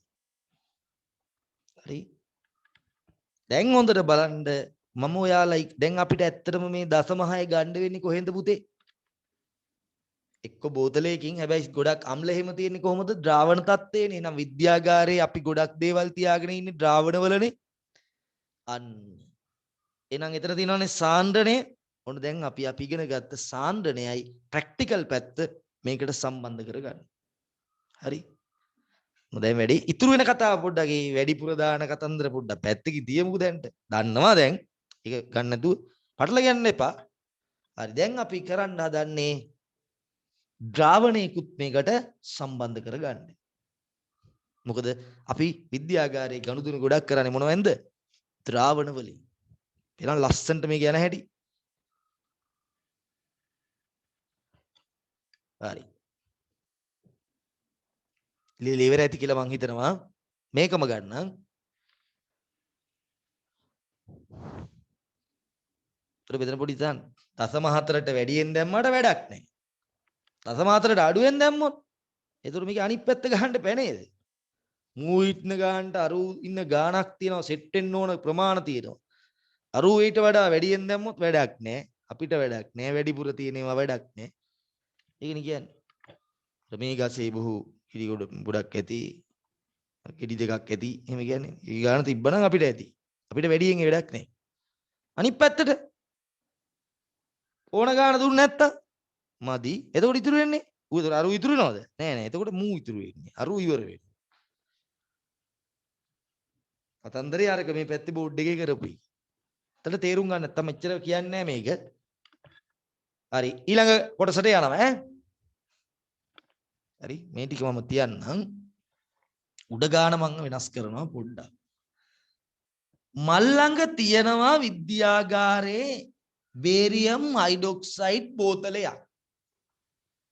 මල් ළඟ තියෙනවා විද්‍යාගාරයේ බේරියම් හයිඩ්‍රොක්සයිඩ් බෝතලයක්. හරිද? මේ බේරියම් හයිඩ්‍රොක්සයිඩ් බෝතලයේ සාන්ද්‍රණය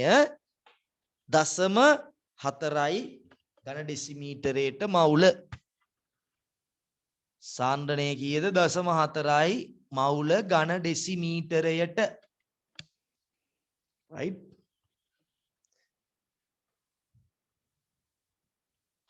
දැන් මේ ද්‍රාවණයෙන් මම එළියට ගන්නවා මතක ඇති පිපෙට්ටුව එහෙම. අනේ අර එවන ප්‍රැක්ටිකල් හොඳ මන් තෝරලා ඔය එවන්නේ ඉංග්‍රීසි ගැන හිතන්න එපා. අර ලියන දේවල් ඒවා පොඩ්ඩක් බලන්න ඕනේ ඈ. දිගට ලොකු ගමනක් යන්න බලාපොරොත්තු වෙන කෙනෙක්. S ගන්න C ගන්න මෙතන නෑ විදිහින් හිටියට කමන්නේ නැහැ. හා S එකක් C එකක් ගන්න නම් ඉතින් එහෙම මුලදීම S එකක් ගන්න එනවා නම් පුතේ තේරුමන්නේ try කරලා උඩට යන්න දඟලනවා මිසක් අල්ල නේද? ප්‍රොෆෙසර්ලා උගන්වනවා මේ හැමෝටම තේරුම් ගන්න පුළුවන්. තමන්ගේ අවශ්‍යතාවයේ තියෙන ඕනම කෙනෙකුට සයන්ස් ඉගෙන ගන්න පුළුවන්. පාස් වෙන්නත් පුළුවන්. මම පෙන්නන්නම් ඕනම් පොතක පෙරවදනක් තියෙනවා මහාචාර්යවරයෙක් ලියපියාට 10 වසරට නිකන් විද්‍යාව මොනවද දැයි. ඒ වුණාට එයා මහාචාර්ය කෙනෙක්. ඉතින් සයන්ස් මේ පිපෙට්ටුවෙන් ගන්නවා එළියට ඝන සෙන්ටිමීටර් 50. කතන්දරේ පැහැදිලිද? මවා ගන්න බෝතලයක් තියෙනවා බෝතලෙන් 25 ගොඩවල් දෙකක් එතකොට කරගෙන දාගන්න. දැන් ප්‍රශ්නේ අහන්නේ හවසෙනකොට බලලා එන්න. ටයි එකක් දෙන්න හිමීට බලන්න. අන්තිම දෙක ඕනේ. දැන් අපෙන් අහනවා ඔන්න දැන් එකපාරට අපිට හිතෙන්නේ මෙන්න මේ තියෙන H3PO4 ද්‍රාවණයේ ඝන සෙන්ටිමීටර් 50ක තියෙන H3PO4ත් එක්ක ප්‍රතික්‍රියා කරන්න කොච්චර මේ බේරියම් හයිඩ්‍රොක්සයිඩ් ප්‍රමාණයක් අවශ්‍යද? ඔන්න ප්‍රශ්නේ මොකද්ද? ප්‍රශ්නේ දශම උඩින් ලියන්න ඈ. 0.4යි මවුල ඝන ඩෙසිමීටරයට පොස්පරික් 50යි ඝන සෙන්ටිමීටර් සමග ක්‍රියා කිරීමට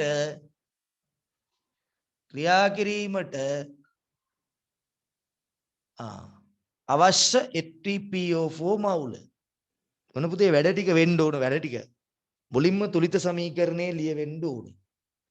නැත්නම් අපි මොකද හිතන්නේ? කොහොමද හදන්නේ? ඒව නෙමෙයි. මුලින්ම තුලිත සමීකරණේ ලියාවගෙන පැත්තකට කරගන්න ඕනේ. ඊළඟට පුතේ මුගේ කීයද?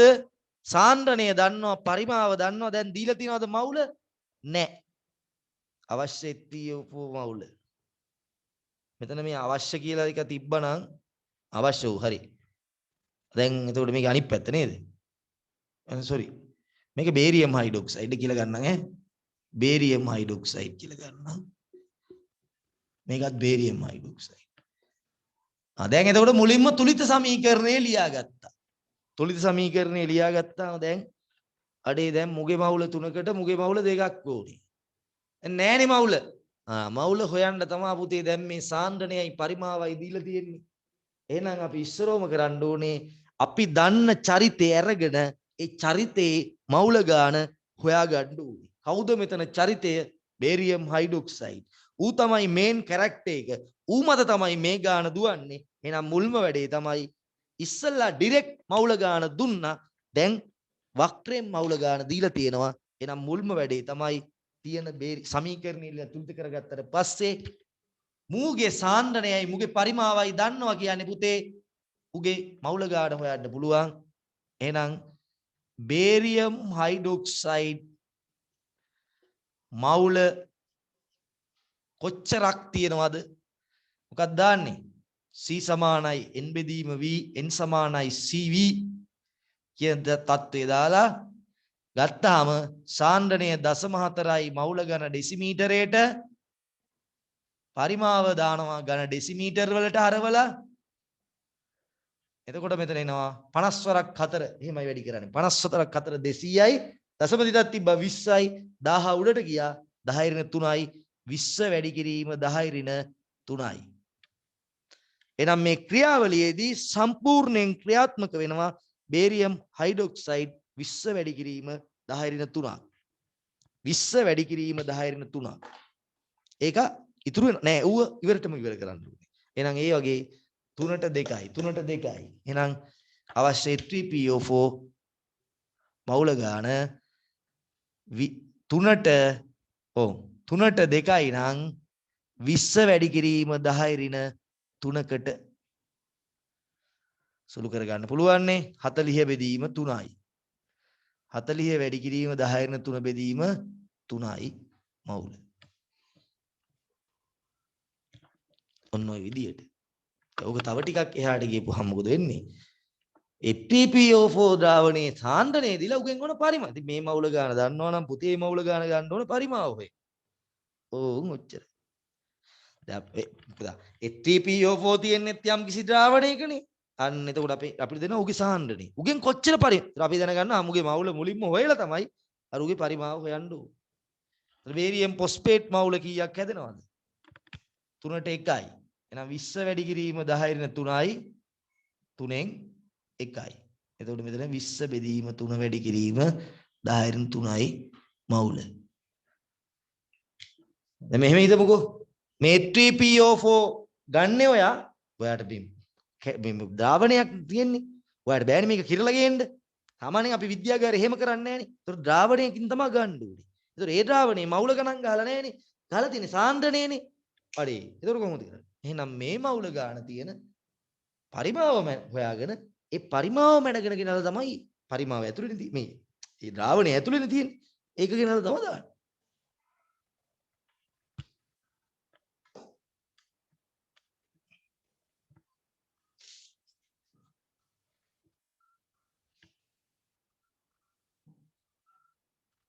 දැන් මේ හිතන්න දැන් මේ තැඹිලි පාට බෝතලේ තමයි හිතන්නකෝ මොකද්ද මේ කතන්දරේ කියලා 0.4 මේක කියලා. දැන් මේකෙන් ඔයා එළියට කොච්චරක් ගත්තද? එළියට මැල්ලා ගත්ත 50. ඒ 50ත් එක්ක ප්‍රතික්‍රියා කරන්න නේද ඕන වෙන්නේ මෙයා. දැන් එයාව ගන්න ඕනේ මේ බෝතලේ තියෙන ද්‍රාවණයෙන්. මේ බෝතලේ තියෙන ද්‍රාවණයෙන් මේක ගන්න ඕනේ. කෙලින්ම ගන්න බෑ. එතකොට මේකේ මොකද්ද ගහලා තියෙන්නේ? සාන්ද්‍රණය ගහලා තියෙන්නේ. එහෙනම් මොකද කරන්නේ? සාන්ද්‍රණය අරගෙන මවුල ගාන දන්නවා පරිමාව මැන ගන්නවා. ආන්ගේ පරිමාව මේකෙන් මැනගෙන ගෙනල්ලා මේකේ 50ට කලවම් කරනවා. එතකොට වැඩේ පිනිස්.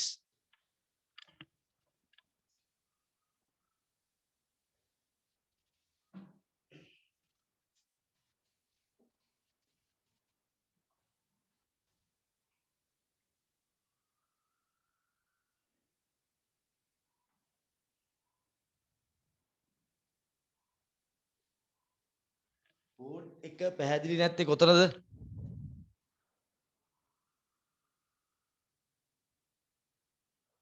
කොතනද පැහැදිලි නැත්තේ? සිග්නල් අඩු වෙලා පැහැදිලි නැති වෙනවද? ලියලා තියෙන එක පැහැදිලි නැද්ද? ඉස්සෙල්ලා ලියපු එකම තමයි ලියලා තියෙන්නේ.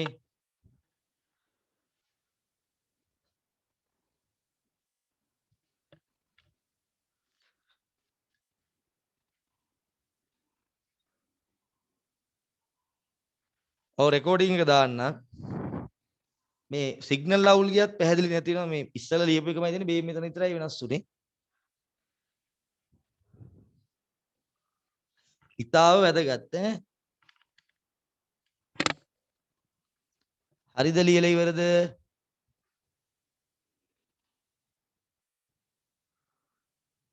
කියන්න ඕනද මේක ලියා ගන්න?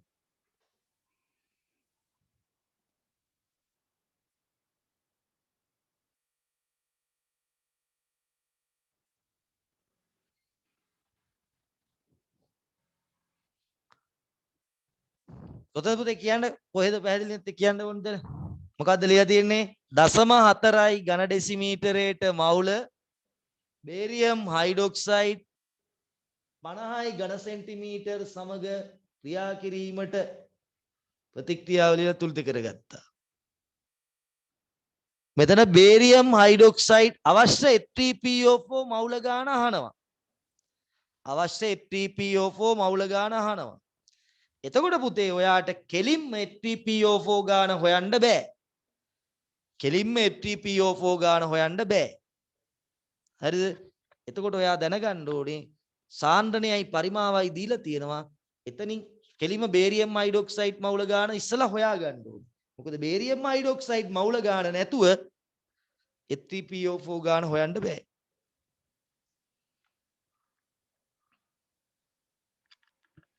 මේක දිහාම බලාගෙන ඉන්න එපා. මෙතන ලියපු එක මේ වන්නා හරි.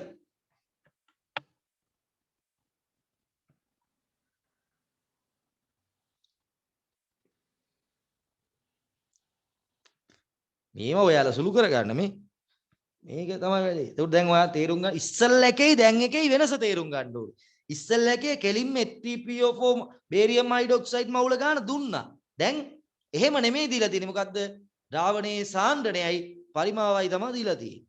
එතකොට ඉස්සරෝම බේරියම් හයිඩ්‍රොක්සයිඩ්ගේ මවුල හොයන්න ඕනේ. මොකද ඌත් එක්ක ක්‍රියා කරන අනිකගේ මවුල ගන්න තමයි අහන්නේ.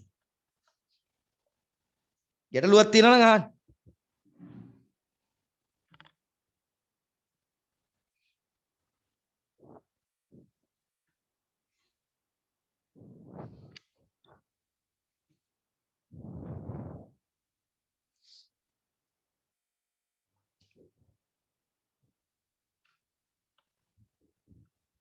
මේ රතු පෑන එක විතරයි අලුතෙන් ලිවි. ඊතුරුව මේවමයි. එතකොට මේක හොඳට තේරුම් ගන්නයි තියෙන්නේ. දැන් ගිත් පිට හරියට තේරුණාද?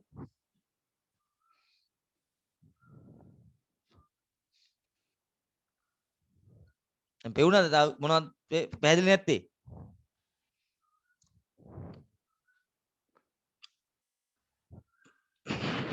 ප්‍රශ්න අහන්න තියෙනේ.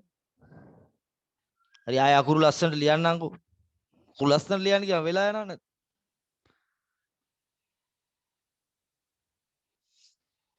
කියන්නේ ඔය ඉතින් අකුරු කතයි කියලා නේ කියන්නේ.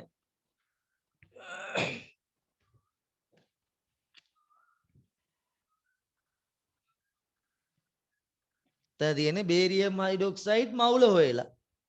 ඊට පස්සේ අර විදියට මේ 3PO4 බේරියම් ෆොස්ෆේටුයි මවුල හොයලා. හිතුවේ නැත්තම් නම් බෑ. හිතන්නම ඕනේ හොඳට.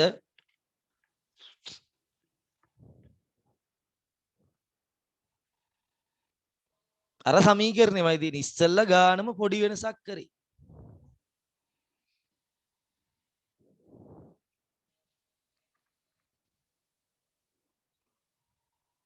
ඔන්න දැන් ඊළඟ ස්ටෙප් එකට යනවා. දැන් මුගෙත් පුතේ කෙලින්ම ද්‍රාවණයක් දෙන්නේ. උගේ පරිමාව අහනවා. ඔන්න ඊළඟ ස්ටෙප් එකට යනවා ඈ. හරි.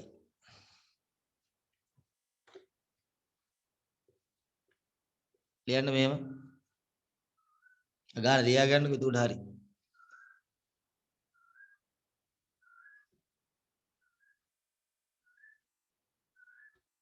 දශම 6යි ඝන ඩෙසිමීටරයට මවුල. දශම 6යි ඝන ඩෙසිමීටරයට මවුල. බේරියම් හයිඩ්‍රොක්සයිඩ්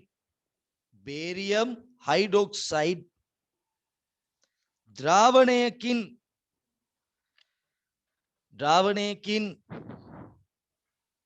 ඝන සෙන්ටිමීටර් 25ක් හොඳට හිතන්න. 0.6යි ඝන ඩෙසිමීටරයට මවුල බේරියම් හයිඩ්‍රොක්සයිඩ් ද්‍රාවණයකින් ඝන සෙන්ටිමීටර් 25ක් සමග සම්පූර්ණයෙන් ප්‍රතික්‍රියා කිරීමට අවශ්‍ය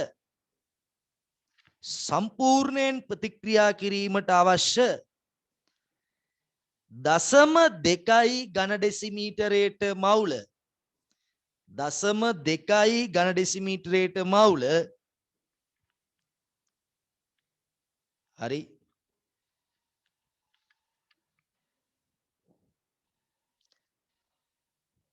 පොස්පරික් අම්ල පරිමාව සොයන්න. දැන් කෙලින්ම මවුල ගාන ගන්න බෑ. පරිමාව ද්‍රාවණයෙන් තමයි වැඩේට ගෙන්නන්න ඕනේ. දැන් ඔයා ළඟ තියෙන ද්‍රාවණ දෙක කටුවට ඇද ගන්නවා. ඉස්ලෝම සමීකරණ ලියන්න එපා. මේ කටු සටහනක් ගහමු පොතේමයි. දැන්කෝ මල් ළඟ තියෙනවා ඕම් මේක කරනවා කියලා හිතලා ඉගන්නේ මේ. මල් ළඟ තියෙනවා බේරියම් හයිඩ්‍රොක්සයිඩ් එකක්. හොඳ තේරුම් ගන්න උත්සාහ කරන්න. බේරියම් හයිඩ්‍රොක්සයිඩ් එකක් තියෙනවා. කීයද සාන්ද්‍රණය? 0.6යි මවුල ඝන ඩෙසිමීටරයට මම ඒකෙන් එළියට ගන්නවා කොච්චරක්ද 25යි ඝන සෙන්ටිමීටර් මෙන්න මේ වගේ ප්ලාස්කුවකට ගන්නවා ඒකට දානවා මල් ළඟ ආයෙ තියෙනවා මොකද්ද මල් ළඟ ආයෙ තියෙනවා පොස්පරික් අම්ලය එයාගේ සාන්ද්‍රණය කීයද පොස්පරික් වල 0.2යි මවුල ඝන ඩෙසිමීටරයට. ඒතර මේක එහෙම මේ හරියට හදාගෙන H3PO4 එක 0.2යි. ඒකෙන් ගන්නවා කීයක්ද කියන එක තමයි ප්‍රශ්නේ. දැන් අපි දන්නවා බේරියම් හයිඩ්‍රොක්සයිඩ්ගේ මවුල ගාන හොයාගන්න පුළුවන්. ඒ මවුල ගාන හොයලා එතනට ඕන H3PO4 ගාන හොයලා ඒක තමයි මෙතනින් ගෙන්න ගන්න ඕනේ. ඊට පස්සේ ඒ මවුල ගාන තියෙන පරිමාව හොයාගත්තා නම් හරි. ඕක තමයි ගානේ ප්ලෑන. එහෙනම් මුලින්ම කරන්න ඕනේ මොකද්ද? බේරියම් හයිඩ්‍රොක්සයිඩ් මවුල ගාන හොයනවා. දැන් මොකෙන්ද හොයන්නේ? නිකම්ම හොයන්න පුළුවන්ද? බෑ. C සමානයි n බෙදීම v. ඒතර මම ඉතින් මේක ලියලා තමයි හැදුවේ ඒකයි. C සමානයි n බෙදීම මේවා ලියන්න ඕනේ නැහැ ඉතින්. n සමානයි cv. එතකොට මෙතන c කීයද? පැටලෙන්න ඒවා. දැන් මොකා එක්කද ගනුදෙනු කරන්න කියලා හොඳට තර්කයේ තියන්න. එතකොට තමයි පැටලෙන්නේ නැති වෙන්නේ. තර්ක ප්‍රබලව. තමුන්ගේ හිත දැඩි වෙන්න ඕනේ. මේකේ 0.6යි මවුල ඝන ඩෙසිමීටරයට. එතකොට මෙතන කීයද පරිමාව 25යි. දැන් මේවා ලේසි කරගන්න ඕනේ. ගෙදරින් ප්‍රැක්ටිස් කරගන්න ඕනේ. මේවා අමාරු වුණොත් වැඩේ අමාරුයි. එතකොට මේක වැඩි කරන්න එපා. මම වැඩි කරන්නේ නැහැ මේ. ඕ මම වැඩි කරන්නේ 25 වරක් 6. මේ කපන්න එපා. පහෙන් පපනවා. ඒ කැත වැඩ කරන්නේ වචි. මේ 5ට කපනවා 1000ට කපන ඒව කරන්නේ නැහැ. එළියුම් 25 6න් වැඩි කරා කීයද? 150යි. හරි 150ට දශම ස්ථාන දැන් 15යි 15 වැඩි කර 1000 උඩට ගියපුවම 10 ඉරිනේ 3යි මවුල ඔන්න ඔච්චර මවුල ගාණක් තියෙනවා ඔය මවුල් අපිට තේරෙන්නේ නැහැ පරිමාවෙන් තමයි එන්නේ දැන් ඒක ඇතුළේ පැතිරිලානේ මේක තියෙන්නේ දැන් ওই ගාණ දාන්න ඕනේ ඔය ගාණ මෙතනට ගත්තා එතකොට මෙතනින් ගන්න ඕනේ ඕකට හරියන්න ඕක ඉවර කරන්න එහෙනම් ඉස්සෙල්ලා බලන්න ඕනේ අරුගේ මූණේ ගන්න ඕනේ උගේ මවුල කීයක් ඕනේද එහෙනම් H3PO4 මවුල අවශ්‍ය නේද? අවශ්‍ය කරන ප්‍රමාණය. මේ යොදන ප්‍රමාණය. යෙදූ අන්න ඒව පස්සේ දාගත්තු. යෙදූ බේරියම් හයිඩ්‍රොක්සයිඩ් අවශ්‍ය H3PO4. හරි. H3PO4 ඕන ගාන කාගෙන් දැන් හොයන්න. දැන් ඔය සමහර අය කලබල වෙලා. ඒවා හොයන්නේ තාම බේරියම් හයිඩ්‍රොක්සයිඩ් නේ මේක හොයන්න ඕනේ නේද? බේරියම් හයිඩ්‍රොක්සයිඩ් මේක කොච්චරක් ඕනේද? 3ට 2යි. ඉස්සෙල්ලා කතාවමයි. එහෙනම් 15 වැඩි කිරීම 10 රින 3යි. දැන් 3ෙන් කැපුව 5යි 10 වැඩි කිරීම 10 රින 3ක් ඕන වෙනවා වැඩේට. ආන් ඔය H3PO4 ගාන ගෙන්න ගන්න ඕනේ කාගෙන්ද? මෙතනින්. ඉතින් සාන්ද්‍රණය දන්නවා මවුල ගාන දන්නවා නම් දැන් ඕනේ පරිමාවනේ. ඒක ගාන පටන් ගන්න ඕන පුතේ සාන්ද්‍රණයක් දන්න පරිමාවක් දන්න එකාගේ. මොකද උගෙන් තමයි මවුල ගාන හොයන්න පුළුවන් වෙන්නේ. එතකොට අවශ්‍ය H3PO4 පරිමාව 0.2යි මවුල ඝන ඩෙසිමීටරයට අවශ්‍ය H3PO4 පරිමාව කොහොමද ඒක හොයාගන්නේ? C සමානයි n බෙදීම v දාලා හරි පරිමාව උක්ත කරන්න. හරිනේ? එතකොට මෙතන එනවා v සමානයි n බෙදීම c. ඔන්න ඔතන ගොඩක් අයට සුළු කරන්න බැරි වෙනවා. හරි ඔතනට නිකන් ලියාගෙන සුළු කරන්න පුළුවන් අය සුළු කරන්නකෝ. ඉරේලිය වැටිලා පොඩ්ඩේට තියෙන.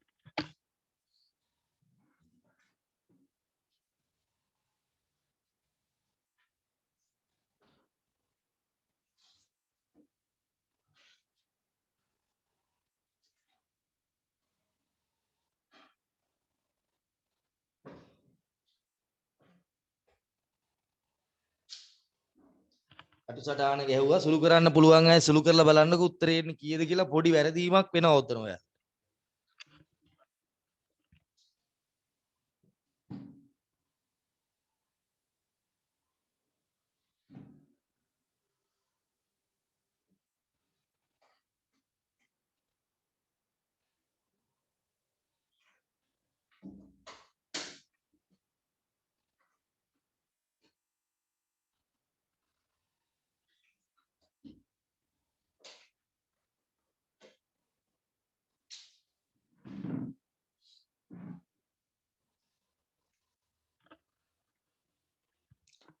මම ඔන්න පන්තිය කරා දැන් එන්න එන්න ප්‍රමාණය අඩුයි.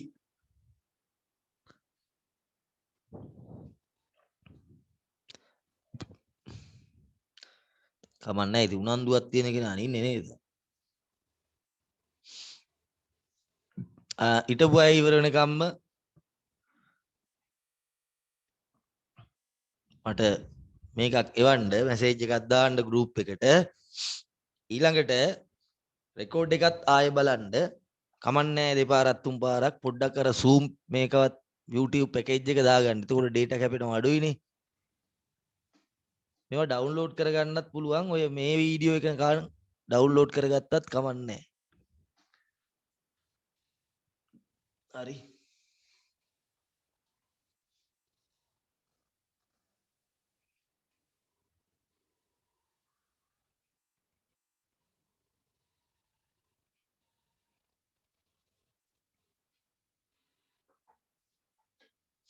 පොඩ්ඩක් අර දවල් කාලේට අමාරුයි මේ ඉරේ එළිය බෝඩ් එකට වැටෙනවා හැමතැනින්ම වැටෙනවනේ ඒකනේ අර උදේට කරන්නේ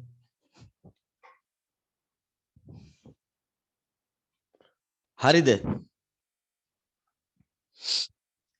දැන් මේ මෙතන සුළු කරද්දි මේ කටුසටහන මේක ගහන්න ඕනේ මේක තමයි තේරුම් ගන්න ඕනේ මේකගේ මෙච්චර පරිමාව දෙමේ අදාළ පරිමාව gedara නම් ඒක ඇතුලේ ඉන්න කට්ටිය තමයි බේරියම් හයිඩ්‍රොක්සයිඩ් අන්න එහෙම ඒක ඇතුලේ දිය වෙලා නින්නේ මෙච්චර පරිමාවක් ගන්නවා කියන්නේ පුතේ ද්‍රාවණයකින් එතන මවුල ගානක් කොටු වෙනවා කියන එක හරි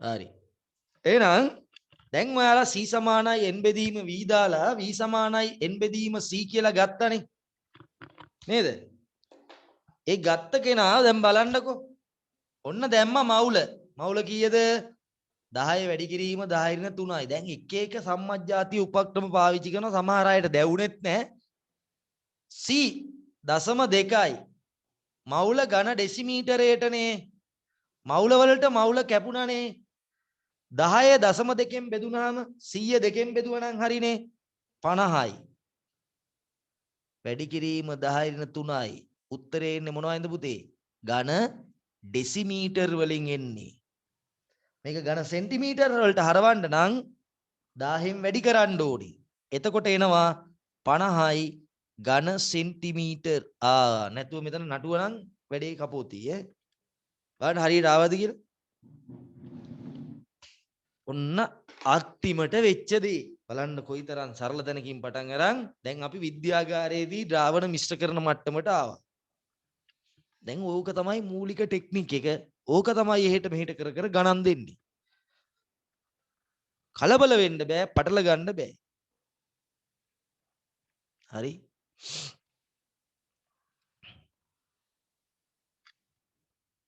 දාන්න. ලස්සනට ආදේශ කරා ලස්සනට ඒකක ටික සුළු කරලා උත්තරේ මේක කපන්න ඕනේ. උත්තරේ ඝන ඩෙසිමීටර් වලින් එන්නේ කියලා තීරණය කරා. ඔය පොඩි පොඩි ටෙක්නික් හරි වැදගත්. බලන්න බොරුනම් මේ පාර විභාලියන් ඉන්න අයටත් සමහර වෙලා මං කියන්නේ එයාම බැරි අයම ඉන්නවා කියලා නෙමෙයි. සමහර අය එහෙම අල්ලගෙන නැහැ. හරි. එහෙනම් රූපයට අනිවාර්යෙන් හිටපු අය තේරුණායි තේරුණා නම් තේරුණා කියලා මැසේජ් එකක් දාන්න. තේරුණත් කමන්නේ මේක නැවත සැරයක් බලන්න අනිවාර්යයෙන්ම එකමාරේ ඉඳන් තව පැයක් විතර ගණන් හදාන්න තමයි ඊළඟට බලාපොරොත්තු වෙන්නේ. ගෙරෙව්වොත් නම් පුතේ කරන්න වෙන්නේ නැහැ.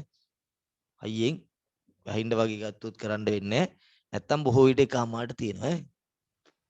මේක නැවත බලන්න අඩුපාඩු මෙතන පැහැදිලි නෑ නේ. එතන අර ලියපු සමීකරණෙමයි තියෙන්නේ. හරි ඊළඟ දවසේ අපි ටිකක් උදෙන් පටන් ගමු. ඉස්සලා අපි එකමාරට කරන් try එකක් දෙමුකෝ. හරි සිග්නල් නැති අයටත් නැතිලා කට් වුණා නම් කවන්නේ. ඇවිල්ලා කට් වෙලා තියෙනවා. හරි. එහෙනම් නවත්තන්නම්. හරිනේ? ප්‍රශ්න තියෙනවා නම් අහන්න. ප්‍රශ්න තියෙනවා අහන්න. අන්න අතන ගොඩක් අයට වරදින ඔය වරදින තැන තමයි මම highlight කර කර කරන්නේ. වැරදුනා නම් ඕන් ආයෙ වරද්ද ගන්න එපා.